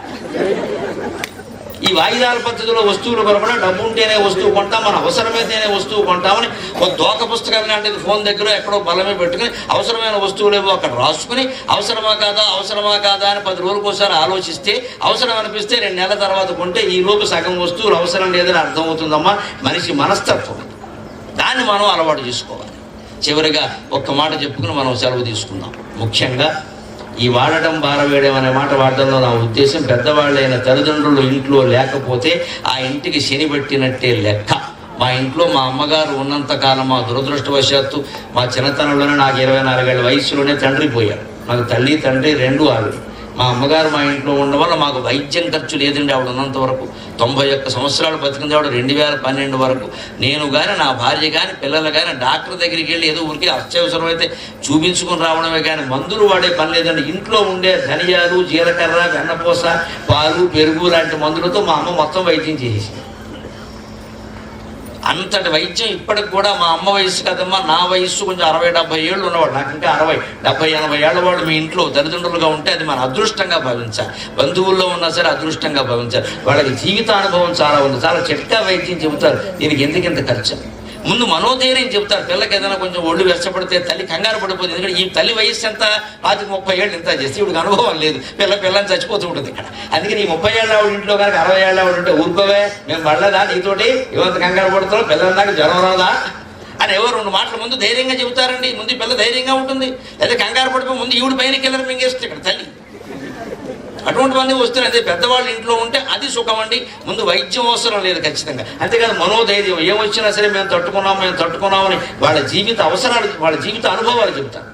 మగలు గోడి రేలు బగలు గోడ అనురాగ గంధము నలదు కొనుడు చిన్ని పాపలతోడ చిగురుటాకుల నీడ గుజ్జన గుళ్ళలో కుదురు కొనుడు చిన్ని పాపలతోడ చిగురుటాకుల నీడ గుజ్జన గుళ్ళలో కుదురు కొనుడు రాలిపోవక ముందే సోలిపోకుండగా మిగల మృగ్గిన పండ్ల మేలుగనుడు రాలిపోవక ముందే సోలిపోకుండగా మిగల మృగ్గిన పండ్ల మేలుగనుడు దానయ్యల దానములటులుంచి అవసరమునకైనా ఆదుకొనుడు దానయ్యల దానములటులుంచి అవసరమునకైనా ఆదుకొనుడు ఇది గృహస్థాశ్రమంబు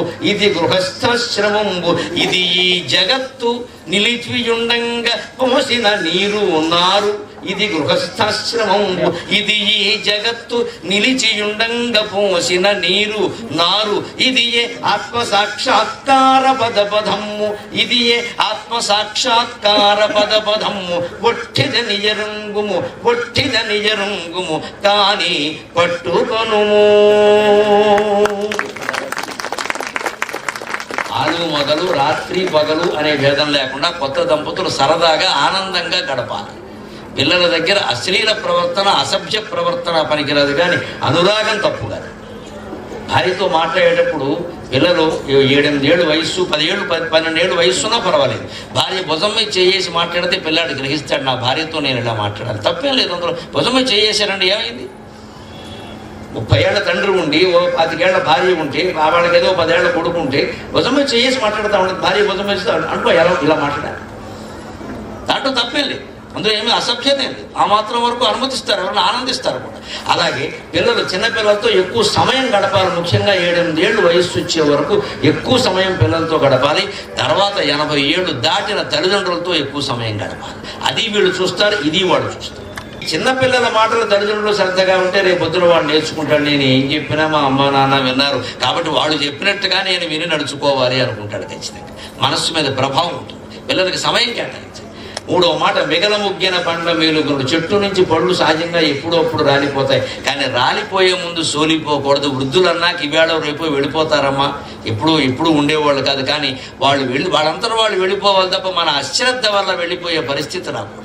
వాళ్ళు ఏమాత్రం అలా కొడుకు కోడలు నన్ను అశ్రద్ధ చేశారని అనుకోకూడదు. అలాగే ఆర్థిక స్థితి ముఖ్యంగా గమనించాలి. ఆడ మగ అందరూ కూడా దానయ్యల దానమ్ములటు నుంచి అవసరమునకైనా ఆదుకున్నాం. మన ఆదాయంలో 4 భాగాలు చేయమని చెప్పింది ధర్మశాస్త్రం. ఇప్పుడు 4 భాగాల్లో 2 భాగాలు ఖర్చు పెట్టుకోమని చెప్పారు. దంపతులు సుఖంగా ఆనందంగా గడపడానికి 2 భాగాలు. 50,000 జీతం ఉంటే 25,000 1వ తారీఖు వచ్చేనట్టు ఖర్చు అయిపోవాలి.